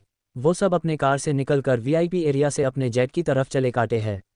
जब वहाँ तीनों लड़कियां पहुंचती है तो उनको आंखें बड़ी हो जाती है। वो अपनी आंखों में हैरानी लिए कभी जेट को देखते तो कभी काव्यांश को। तीनों के मुंह से एकाएक ही निकलता है, अरे इट्स सो ब्यूटिफुल। उनकी बातें सुनकर अरित और सना के चेहरे पर एक छोटी सी स्माइल आ जाती है। तभी सना बोलता है, ये भाई की खुद की जेट है, जो उन्होंने खुद डिज़ाइन की है। अब आप लोग अंदर भी चलकर देखा या फिर यही बाहर से ही देखन है। उसकी बात सुनकर तीनों ही अपना सिर हाँ में हिलाकर अंदर की तरफ बढ़ जाते हैं। तीनों के और अंदर का नज़ारा देखकर देखने लायक था। वो जेट जितना बाहर से खूबसूरत लग रहा था, वो उतना अंदर से भी लग रहा था। वो ग्रे और वाइट ग्लिटर कलर का जेट जिसकी खूबसूरती बन रही थी। जेट का इंटीरियर डिज़ाइन बहुत ही खास था। सारी कारीगरी किसी रॉयल फैमिली की जेट की तरह किया गया था। तीनों लड़कियां अपनी आंखें फाड़े सब तरफ देख रहे थे। कृति के चेहरे पर एक छोटी सी स्माइल थी। सब लोग जेट के रॉयल सोफे पर बैठे हुए थे और कुछ देर में जेट अपनी उड़ान भरने के लिए तैयार थी। कैप्टन ने माइक में बोला, सभी लोग अपने अपने सीट पर जाकर बैठ जाते हैं। उनको मनाली पहुंचने में 4 से 5 घंटे लगने वाले थे। सभी लोग आधी रात तक वहां पहुंचने वाली थी। सभी लोग बैठे आपस में बात कर रहे थे। बात करते हुए पता ही नहीं चला कि कब रात के 8 बज चुके थे। जेट में बने हुए अपने मिनी स्टडी से काव्यांश और आरित बाहर आते हैं। वो लोग अपनी मीटिंग डिस्कस कर रहे थे। काव्यांश उन तीनों को देखकर बोलता है, जाओ सभी लोग फ्रेश होकर आओ, उसके बाद डिनर करते हैं। अपनी बात बोलकर काव्यांश अपने रूम में चला जाता है। वहाँ सभी के लिए उनका चेंबर था। सब लोग अपने लिए अलॉट किए गए रूम में जाकर फ्रेश होकर आते हैं और अपना अपना डिनर करने लगते हैं। डिनर के बाद सभी लोग अपनी रूम में जाकर आराम करने लगते हैं। मनाली के पॉश इलाके में एक खूबसूरत पैलेस था, जिसकी खूबसूरती देखती ही बन रही थी। जिसके मेन गेट पर बहुत ही सालिखे से खुराना पैलेस लिखा हुआ था। वो पैलेस ग्लिटर ब्राउन और वाइट कलर का था। उसके रास्ते एक बड़े से गार्डन से होते हुए जा रही थी। दोनों तरफ फाउंटेन लगी हुई थी, जो गार्डन को और भी खूबसूरत बना रही थी। वहीं उस पैलेस के चारों तरफ बॉडीगार्ड का सख्त पहरा था। पैलेस के हॉल में एक बुजुर्ग कपल बैठा हुआ था। उनके पास ही एक और कपल बैठा हुआ था। उनको देखकर लग रहा था कि वो लोग कुछ इंपॉर्टेंट बात कर रहे थी। उनके चेहरे पर उनकी परेशानी साफ झलक रही थी। अभी रात के 10 बज रहे थे। तभी पैलेस के बाहर कार आकर रुकती हैं। कार इतनी तेज से रुकी थी कि अंदर हॉल में बैठे लोगों के कान तक पहुंच चुकी थी। उन सभी की नज़रें मेन डोर पर टिक चुकी थी। तभी मेन डोर से प्रखर खुराना को उसको असिस्टेंट उसको संभालते हुए अंदर आ रही थी। उसको देखकर पता चल रहा था वो कितना ज़्यादा ड्रंक है। उसके इतनी ज़्यादा शराब पी रखी थी कि वो अपने आप को संभाल नहीं पा रहा था। उसको खुद को संभालने के लिए सहारे की ज़रूरत पड़ रही थी। वो बुजुर्ग आदमी प्रकार को इस तरफ से देखकर उनका सिर निराशा से झुक गया था। उनके पास बैठे कपल और उनकी पत्नी उनको इस तरह से परेशान देखकर उनको भी अपने अंदर कुछ टूटता सा महसूस हो रहा था।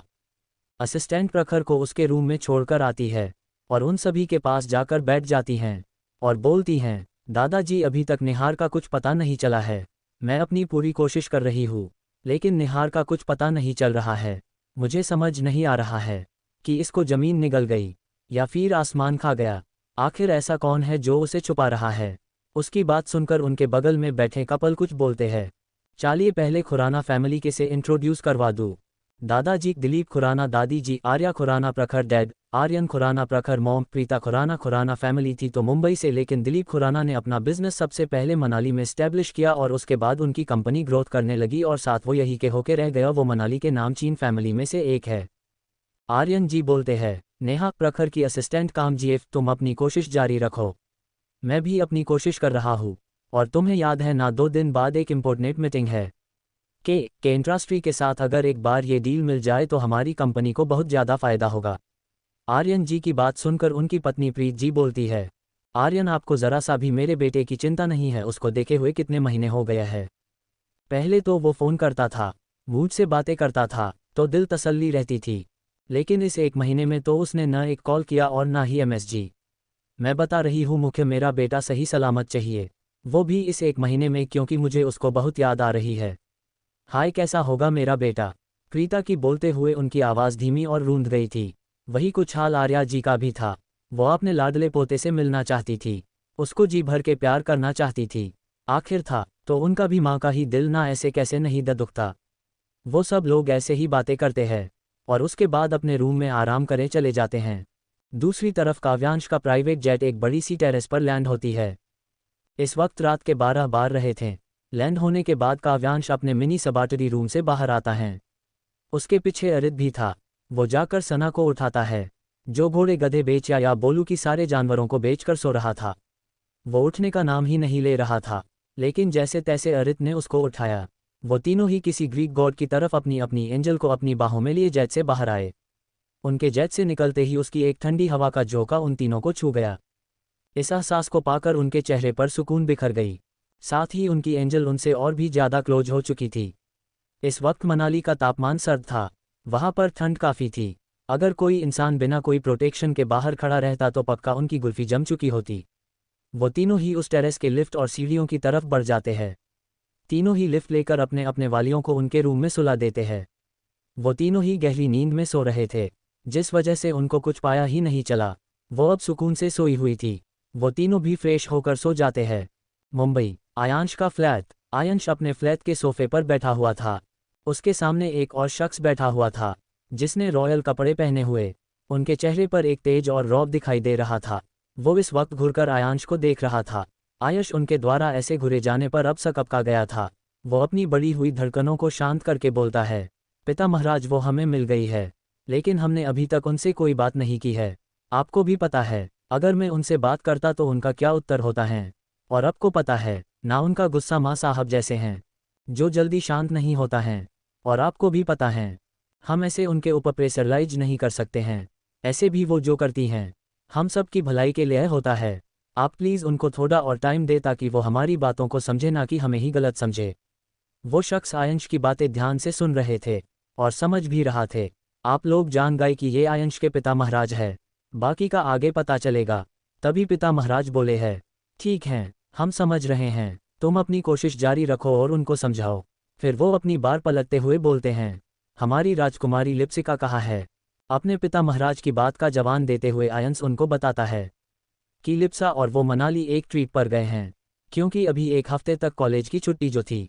आयांश की बात सुनकर पिता महाराज बोले हैं, ठीक है, तुम अपना और हमारी दोनों राजकुमारियों का ख्याल रखना, हमें अब निकलना होगा। बोलकर अपनी जगह से उठा खड़े होते हैं।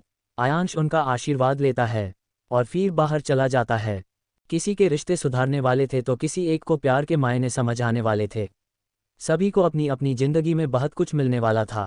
इस ट्रिप पर किसी की जिंदगी संवारने वाली थी तो किसी की बिखरे वाली थी। किसी की जिंदगी में खुशी के फूल खिलने वाली थी तो किसी के दिल में एक नफरत की बीज पनपने वाला था। सब अपने आने वाले जिंदगी से बेखबर अपनी आज और अभी में जी रहे थे। मनाली, सुबह का वक्त। बाहर से बर्फीली ठंडी हवाएं अपने साथ बर्फीली धूप भी ला रही थी। ग्लास वॉल के पीछे से आती धूप, बेड पर एक दूसरे के बाहों में सोई दो प्यार के पंछी के ऊपर अपनी सोने जैसी धूप से उनका बदन चमका रहे थी। वही कृति दुनिया से बेखबर काव्यांश के बाहों में सो रही थी। धूप की तेज चमक काव्यांश के चेहरे पर पड़ती है। वो अपना मुंह कृति के बाहों में छुपा लेता है। वही कृति हलचल से उसकी नींद खुल जाती है और अपने सामने का नज़ारा देखकर उसकी आंखें चमक उठती है। ग्लास वॉल से छनकर वो आ रहे सुनहरी धूप माहौल को रोमांटिक बना रहा था। वो अपने सीने में छुपे हुए सिर को देखती है, जो एक मासूम बच्चे जैसा उसके पास चिपक कर सो रहा था। इस वक्त काव्यांश बहुत ही ज़्यादा मासूम और हैंडसम लग रहा था। आखिर कोई इतना मासूम कैसे लग सकता था। वो काव्यांश से अपनी नज़रें हटाकर उस पूरे रूम को एक्सप्लोर करती है। उसके मुंह से एक चीख निकाल जाती है। उसके दोनों हाथ उसके मुंह पर आ चुके थे। 38 खूबसूरत सुबह। सुबह का वक्त, मनाली। काव्यांश का पेंट हाउस। काव्यांश और कृति का रूम। कृति के चेहरे पर मुस्कान लिए पूरे रूम को देख रही थी। उसके चेहरे पर उसकी खुशी दिखाई दे रही थी। रूम का एक कोना भी उसने नहीं छोड़ा था। वो चारों तरफ बारीकी से देख रही थी। वो गुम हुए पूरे रूम को देख रही थी। उसको इतना तक होश नहीं था कि कब का काव्यांश अपनी आंखें खोले उसको ही देख रहा था। काव्यांश अपनी सॉफ्ट और मैग्नेटिक वॉइस में बोलता है, तुम्हें पसंद आया लिटिल वाइफी। कृति उसी तरह देखते हुए बोलती है, बहुत ज़्यादा। बोलकर वो अपनी चमकती आंखों से काव्यांश को देखती है, जो उसे ही अपनी प्यार भरी नज़रों से देख रहा था। तभी कृति चाहते हुए बोलती है, वैसे माय रूथलेश अभी आपने ये सारी तस्वीरें कहाँ ली? मतलब कि हमें तो पता ही नहीं चला ना, बोलकर अपना मुंह बना लेती है। काव्यांश अपनी लिटिल वाइफी को देख रहा था, जो इस वक्त किसी बच्चे की तरह अपना मुंह फुला रही थी। वो उसको अपनी प्यार भरी नज़रों से देखते हुए बोलता है, ये तो बस ऐसे ही कुछ पल प्यार के अपनी यादों में कैद कर रहा था, तो सोचा तुम्हें भी इसके कुछ हसीन पल से रूबरू कराऊं। कृति के चेहरे पर एक सेटिस्फैक्शन वाली स्माइल आ जाती है। काव्यांश का जवाब सुनकर वो फिर से रूम को देखने लगती है। रूम में कृति और काव्यांश की बहुत सारी पिक लगी हुई थी। साथ ही उस रूम को बहुत ही खूबसूरत तरीके से सजाया गया था। एक भी ऐसा जगह नहीं होगा जहां पर उनकी तस्वीर ना हो। दोनों के चेहरे पर एक खुशी थी, एक चमक था, जो एक पहली बार दिखाई दे रहा था। उनकी वो स्माइल हद से ज़्यादा प्रोशियस थी, इतनी महंगी कि कोई भी उस स्माइल के लिए अपनी जेब ढीली करना चाहे। नैना का रूम। नैना और अरित सुकून से एक दूसरे की बाहों में सोए हुए थे। उनके चेहरे पर एक दूसरे की करीबी पाकर सुकून बिखरी हुई थी। दोनों ही बेखबर सो रहे थे। वही नैना की आंखें अब खुलने लगी थी। जैसे ही उसकी आंखें खुलती है, सबसे पहले उसकी नज़रें अरित के चेहरे पर पड़ती है, जो उसके सीने पर चिपक के किसी मासूम बच्चे की तरह सो रहा था। उनके बीच हवा के रुकने तक का फौलसा नहीं था। नैना अपना सिर ऊपर करे एकटक अरित के मासूम और हैंडसम फेस को निहार रही थी। अरित के बाल उसके माथे पर बिखरे हुए थे, जिसमें वो और भी अट्रैक्टिव लगा रहा था। नैना के चेहरे पर अनायास ही एक प्यारी सी मुस्कान आ जाती है, और उसके साथ कब अरित के माथे और पूरे चेहरे पर चलने लगते हैं, उसको खुद ही नहीं पता चलता है। वही अरित किसी के टच को पाकर उसकी आंखें खुल जाती है, और वो प्यार से अपनी जंगली बिल्ली को देखने लगता है, जो हर वक्त झपट्टा मारने के लिए तैयार रहती है। लेकिन आज उसके नज़र में अरित अपने लिए कुछ और देख रहा था, जो उसको लिए बहुत ही खास था। वो नैना के चेहरे को देख रहा था, जो इस वक्त उसको ही शिद्दत से निहार रही थी। अरित एक स्माइल के साथ नैना को अपने नीचे खींच लेता है और खुद उसके ऊपर आ जाता है, और अपने फेस पर सीरियस एक्सप्रेशन लिए बोलता है, जंगली बिल्ली तुम मेरा फ़ायदा उठा रही थी, तुम्हें ज़रा सी शर्म नहीं आती है ना? वही नैना जो अरित के ऐसे करने पर ही शौक थी, उसकी बात सुनकर उसका सिर ही घूम गया था।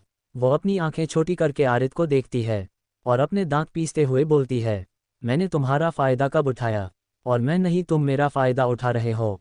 यूँ किसी पराई कुंवारी लड़की, अबला कुंवारी नारी के कमरे में यूँ इस तरह उसके साथ तुम्हें यूँ चिपक कर सोना क्या तुम्हें शोभा देता है? अरित नैन की बात सुनकर सदमे में चला गया था। कहा वो सोच रहा था कि वो इस जंगली बिल्ली को परेशान करेगा, लेकिन उसकी ये अनलॉजिकल या बोले लॉजिकल बातें उसके सिर के ऊपर से जा रहा था। वो घूरकर नैना को देखत है और उसके हाथों को बेड पर प्रेस करते करता है और अपनी बात पीसते हुए बोलता, जंगली बिल्ली मेरी एक बात ध्यान से सुन लो, तुम सिर्फ मेरी हो तो तुम्हारे साथ मैं कुछ भी कर सकता हूँ। और हाँ, तुम कोई अबला या नारी नहीं हो, you are a my women, तुम अरित आहूजा की वुमेन हो। तुम स्ट्रांग हो, मेरी तरह समझी। तुम्हें छूने का, तुम्हें हाथ लगने का, तुम्हें चूमने का, तुम्हारे साथ हर वो जायज़ या ना नाजायज़ वो हर चीज़ को करने का हक सिर्फ मेरा है, सिर्फ और सिर्फ अरित आहूजा का। नैना आरित को आवाक होके देखे जा रही थी। ऐसा पहली बार हुआ था कि आरित की आंखें में अपने लिए एक ओबेसेसिश, एक पॉजेसिवपन देखा था, और उसका मतलब भी नैना बहुत ही अच्छे से जानती थी। लेकिन उसको आरित से मिले दिन ही कितने हुए थे जो वो उससे इस हद तक प्यार करने लगा था। हालांकि आरित ने सीधे शब्दों में नहीं कहा था, लेकिन उसकी बातों में छुपी गहराई, उसका मतलब नैना बहुत ही अच्छे से समझ चुकी थी। वो एक तक यही सब सोचते हुए आरित के चेहरे को देख रही थी, जो इस वक्त थोड़ा लाल था, जो गुस्से की वजह से था। अरित नैना को देखता है तो पाया है उसकी जंगली बिल्ली अभी तक पता नहीं किसकी ख्यालों में खोई हुई है। उसकी आईब्रो आपस में जुड़ जाती है और वो उसके हाथों पर अपनी पकड़ मजबूत करता है और उसकी पूरी बॉडी को अपने बॉडी से बेड पर प्रेस करने लगता है और उसके होठ पर अपने होंठ रखकर उसको चूमने लगता है। आरित की किस बहुत ज़्यादा ही एग्रेसिव थी। वहीं नैना ने अपनी आंखें बंद कर ली थी। वो अरित को अपने आप से दूर करना चाहती थी, लेकिन वो उसको दूर नहीं कर पा रही थी। वो अपनी बंद आंखों से मन ही मन कहती है, आप समझ क्यों नहीं रहे हैं आरित? आप हमारी सच्चाई जानने के बाद हमको नहीं अपनाएंगे और आप भी हमें ही धोखेबाज समझेंगे। और इसी के साथ एक बूंद आंसू उसकी आंखों से आरित के चेहरे पर गिर जाती हैं। आरित झटके से उससे अलग होता है और अपनी नज़रें फेर कर बोलता है, मैंने तुमको जो बोला है, याद रखना, मुझे अपनी बात दोहराना नहीं पसंद। अपनी बात बोलकर आरित आगे बढ़ जाता है।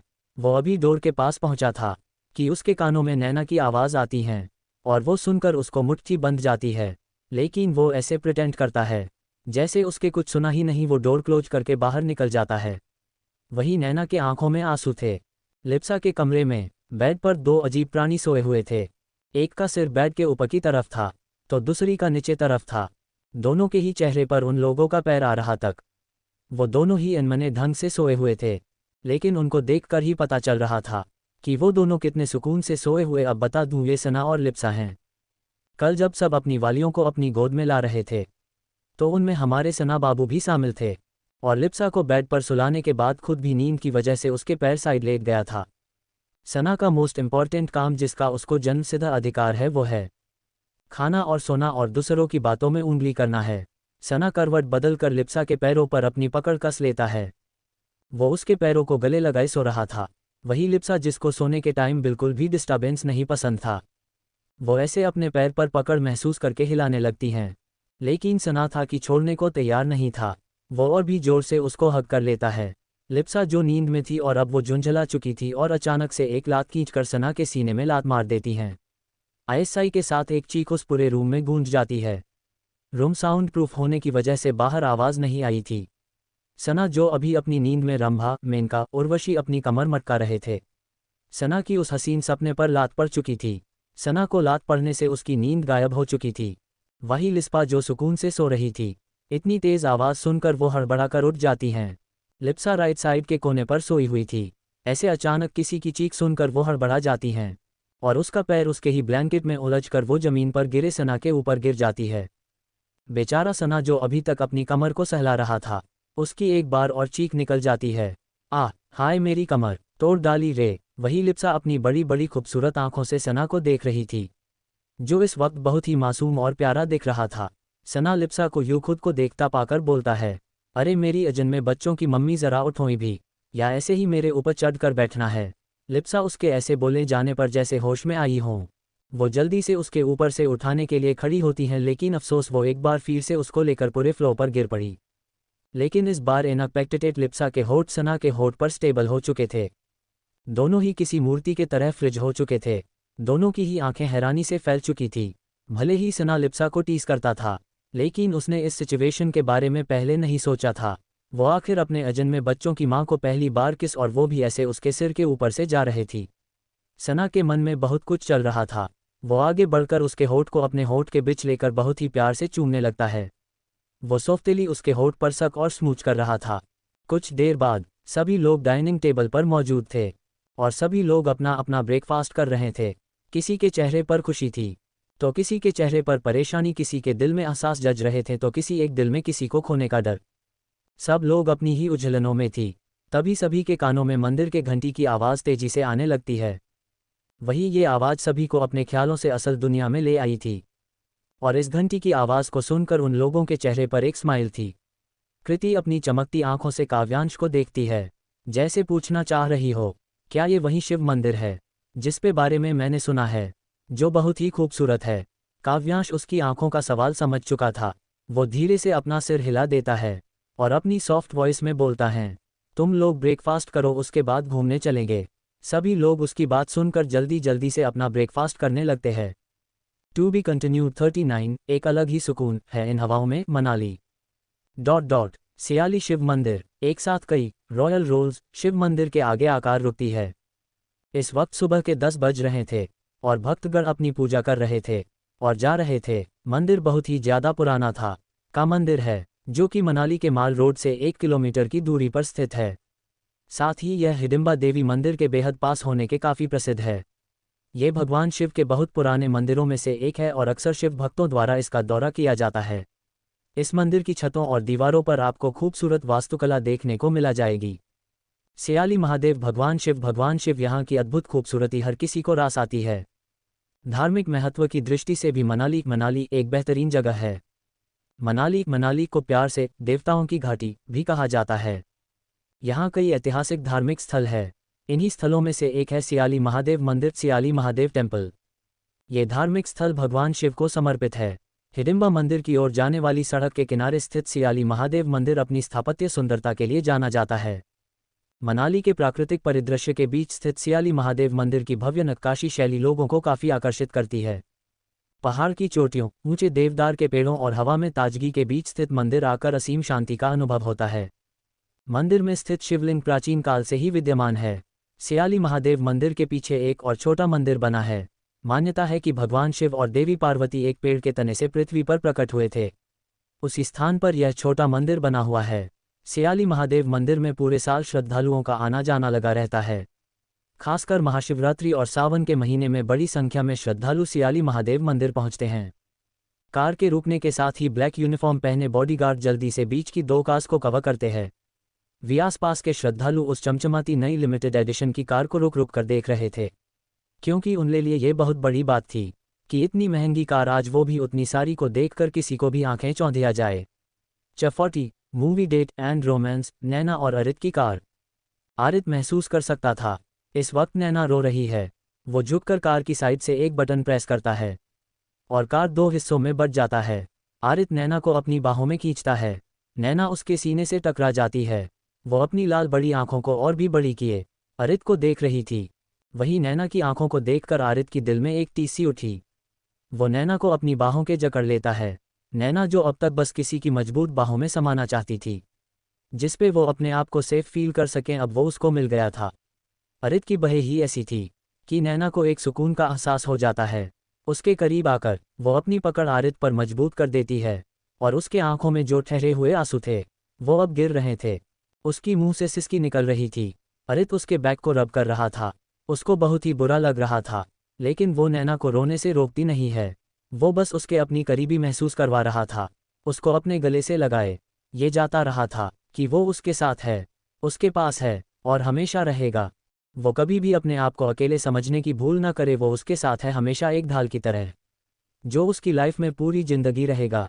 वही नैना बस रोते हुए आरित की बाहों में थी और बड़बड़ रहे थी, आप मेरे लिए सब मुश्किल कर रहे हैं। आरित, आप समझ क्यों नहीं रहे हैं कि आप जो कर रही है वो सही नहीं है? और क्या ही क्या नैना बड़बड़ रही थी, लेकिन आरित उसको बातें सुनाई नहीं दे रही थी। उसने बस कुछ ही बातों को सुना था। काव्यांश और कृति की कार में काव्यांश कृति को अपनी गोद में लिए बैठा था और कृति उसको अपनी बड़ी बड़ी नीली आंखों से घूर रही थी। उसको इस वक्त मुंह फुला हुआ था, क्योंकि इस वक्त काव्यांश का चेहरा ठंड से लाल था और वो कांप भी रहा था। लेकिन ये बात काव्यांश मानने को तैयार ही नहीं था और वो बस अपनी जी जिद किए जा रहा था। वो अपनी आंखें छोटी करके काव्यांश को देखती है और कार से एक ब्लैंकेट निकलकर दोनों को कवर करती है, क्योंकि काव्यांश तो उसको छोड़ ही नहीं रहा था। दोनों ही इस वक्त बहुत ही करीब बैठे हुए थे, इतनी जितनी उनके पर दोनों ही एक दूसरे की सांसों को महसूस कर सकते थे। कृति उसके सीने में अपना मुंह छुपाते हुए बोलती है, आपको वो सब करने की क्या जरूरत थी? अगर आपको ठंड लग जाती तो, आपका तबीयत खराब हो जाता तो, आपको अपनी तबीयत की जरा सी भी चिंता ही नहीं है। बोलकर कृति मुंह फुला लेती है। काव्यांश उसकी बात सुनकर स्माइल करता है और बोलता है, क्योंकि मुझे तुम हर जन्म में चाहिए, और रही बात मुझे मेरी फिक्र करने की, उसकी ज़रूरत ही नहीं है, क्योंकि उसके लिए तो मेरी प्यारी सी क्यूट सी माय लिटिल वाइफी तो है ही ना। बोलकर काव्यांश अपनी आई विंक करता है। कृति उसकी बात सुनकर स्माइल करती है और बोलती है, और अगर मैं ना। कृति अभी अपनी बात पूरी भी नहीं की थी कि उसकी मुंह से एक दर्द भरी आह निकल जाती है, क्योंकि काव्यांश उसके बालों को अपनी मुट्ठी में भरकर उसका चेहरा ऊपर उठाता है और बोलता है, don't you dare my little wifey, तुम्हारी हिम्मत भी कैसे हुई ये सोचने की? जब तक मैं जिंदा हूँ तुम मुझसे दूर कभी नहीं जा सकती हो। तुम सिर्फ मेरी काव्यांश कपूर की, और मैं तुम्हें कभी भी खुद से दूर जाने नहीं दूंगा। काव्यांश ये सब कृति की आंखों में देखकर बोल रहा था। कृति की पलकें गीली हो चली थी। वही इस वक्त काव्यांश की आंखें आग उगल रही थी। आखिर उसको लिटिल वाइफी की हिम्मत कैसे हुई, उससे दूर जाने की बात कैसे कर सकती थी? ये बात ही उसके अंदर आग लगाने के लिए काफ़ी थी। कृति अपनी नम आंखों लिए बोलती है, अब भी मेरा वो मतलब नहीं था, आप मुझे गलत समझ रहे हैं। कृति की दर्द भरी आवाज़ सुनकर जैसे काव्यांश अपने होश में आया हो, वो झटके से कृति के बाल छोड़ता है और उसको अपने सीने से लगा लेता है। कृति भी उस पर अपनी पकड़ कस लेती है। उसको इस वक्त काव्यांश की बढ़ी हुई धड़कनों की आवाज़ साफ सुनाई दे रही थी और उसको अपनी गलती का भी एहसास हो चुका था कि उसके छोड़ जाने की बात बोलकर उसने काव्यांश को कितना हर्ट किया है। वो उस पे पहले से ज़्यादा अपनी पकड़ कस लेती है। काव्यांश भी उसके अब धीरे धीरे शांत हो रहा था। उसकी बढ़ी हुई धड़कनें भी अब नॉर्मल हो रही थी। कुछ देर बाद सब लोग पेंट हाउस पहुंच चुके थे और लड़कियां सो चुकी थी, साथ ही सना भी सो चुका था। वही आरित और काव्यांश कल होने वाली अपनी मीटिंग का प्रेजेंटेशन देख रहे थे। अब तक शाम के 5 बज चुके थे और वो सब लड़कियां अब तक हुई थी। रात का वक्त डाइनिंग टेबल सब लोग डाइनिंग टेबल पर बैठे हुए थे और उनके प्लेट पर उनका डिनर सर्व हो चुका था और सब लोग चुपचाप डिनर कर रहे थे। तभी काव्यांश खाते हुए बोलता है, आज हम लोग मूवी देखने जा रहे हैं, 1 घंटे में निकलेंगे, आप लोग खाना खाकर तैयार हो जाएं। बोलकर वो डिनर करने लगाता है। कुछ देर बाद ये सभी अपनी कार में मौजूद थे और वो सब थिएटर जा रहे थे। उनकी कार एक बहुत बड़े ओपन थिएटर पर आकर रुकती है। पहली कार में मैं, कृति और काव्यांश थे, दूसरी में आरित और नैना साथ, तीसरी कार में सना और लिप्सा थे। उनकी आंखें चमक उठी थी उस ओपन थिएटर को देखकर। उस पे एक रोमांटिक मूवी चल रही थी जो अभी ही स्टार्ट हुई थी। तीनों कारों को आगे, पीछे और दाएं और बाएं से बॉडीगार्ड ने उनकी प्रोटेक्शन के लिए कवर कर रखा था। तीनों कारों की शीशे ब्लैक थी, जिस वजह से अंदर से बाहर देखा जा सकता था, लेकिन बाहर से अंदर नहीं देखा जा सकता था। यहाँ एक हॉलीवुड रोमांटिक फिल्म थी। अब हॉलीवुड थी तो किस कहाँ पीछे रह सकता था। स्टार्टिंग में के ही सन्स में रोमांस शुरू हो चुका था। वही काव्यांश के कार में दोनों ने ही गर्म कपड़े पहने हुए थे और उनका सीट बेल्ट बन चुका था। कृति काव्यांश के ऊपर लेटी हुई थी और उसके चेहरे पर एक स्माइल लिए मूवी देख रही थी। दोनों के ऊपर एक ब्लैंकेट था। दोनों ही मूवी देख रहा था।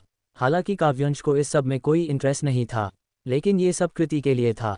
वो एकटक नज़रों से कृति को ही देख रहा था जो मूवी को देख रही थी।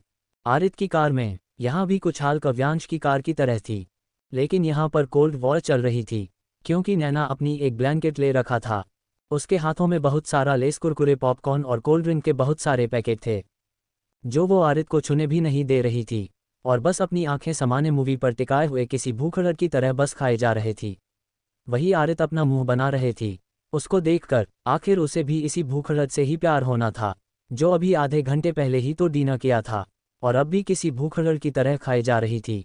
वही नैना सब देख रहे थी, लेकिन ऐसे देखा रही थी जैसे उसको कुछ फर्क ही नहीं पड़ रहा था। वो तो बस आरित को परेशान कर रही थी और बस खा जा रही थी। आरित अपनी तिरछी नज़रों से उसको देख रहा था। इस वक्त नैना ने अपने मुंह में बहुत सारा पॉपकॉर्न भरा हुआ था। उसका मुंह फुला हुआ था और कुछ पॉपकॉर्न बाहर तक दिखाई दे रहा था। आरित उसको देखकर एक कनिंग स्माइल करता है और झटके से उसके होठ पर अपनी होठ रख देता है और उसको किस करने लगाता है। वही नैना, जिसका मुंह पॉपकॉर्न भरा हुआ था, ऐसे खुद को किस किए जाने पर शौक से उसका मुंह खुला रह जाता है। आरित उसको किस किए जा रहा था। वही नैना हैरानी से आरित के बंद आंखों को देख रही थी जो मजे से उसको किस कर रहा था। आरित को जब लगता है कि नैना को सांस लेने में तकलीफ हो रही है तो वो उसके होठ छोड़ देता है और अपने होठ पर अपनी जीभ फिरकर बोली है, सो टेस्टी, आज तक मैंने इतनी टेस्टी पॉपकॉर्न नहीं खाई है, बोलकर अपनी आर विंक करता है। वही नैना अपने दांत पीसते हुए रह जाती है। तीसरी कार में यहाँ का माहौल ही अलग था क्योंकि लिप्सा, जो रोमांटिक मूवी की शौकीन थी, उसको रोमांटिक मूवी बहुत ही ज़्यादा पसंद थी, लेकिन उसका जो पार्टनर था जो उसको देखने ही ना ही दे रहा था। सना कभी उसके होठ पर किस कर रहा था, तो कभी उसके माथे, तो कभी नाक, तो कभी आंखों पर उसकी घनी पलकों को। लिप्सा और झुंझला गई थी। वो गुस्से से फटे हुए बोलती हैं, सिनू के बच्चे, मैं तुम्हारा मुंह तोड़ दूंगी अब अगर तुमने मुझे मेरा इतना रोमांटिक मूवी देखने नहीं दिया तो। सना उसकी बात सुनकर उसको अपनी गोद में बिठाकर बोलता है, अरे मेरी बच्चों की माँ, तुम बड़ी वाली एनरोमटिक हो, मैं अपने बच्चों की यहाँ आने की तैयारी कर रहा हूँ। अरे मैं तो उससे भी ज़्यादा रोमांटिक हूँ, तुम देखो तो सही, बोलकर उसके होठ को चूम लेता है। वही ऐसा ही माहौल काव्यांश के ककार में भी था। दोनों ही एक दूसरे को किस करने में बिजी थी। दोनों मदहोशी सी एक दूसरे पर अपना प्यार लिटा रहे थे और दोनों ही like, share, subscribe, target 50 like for next episode.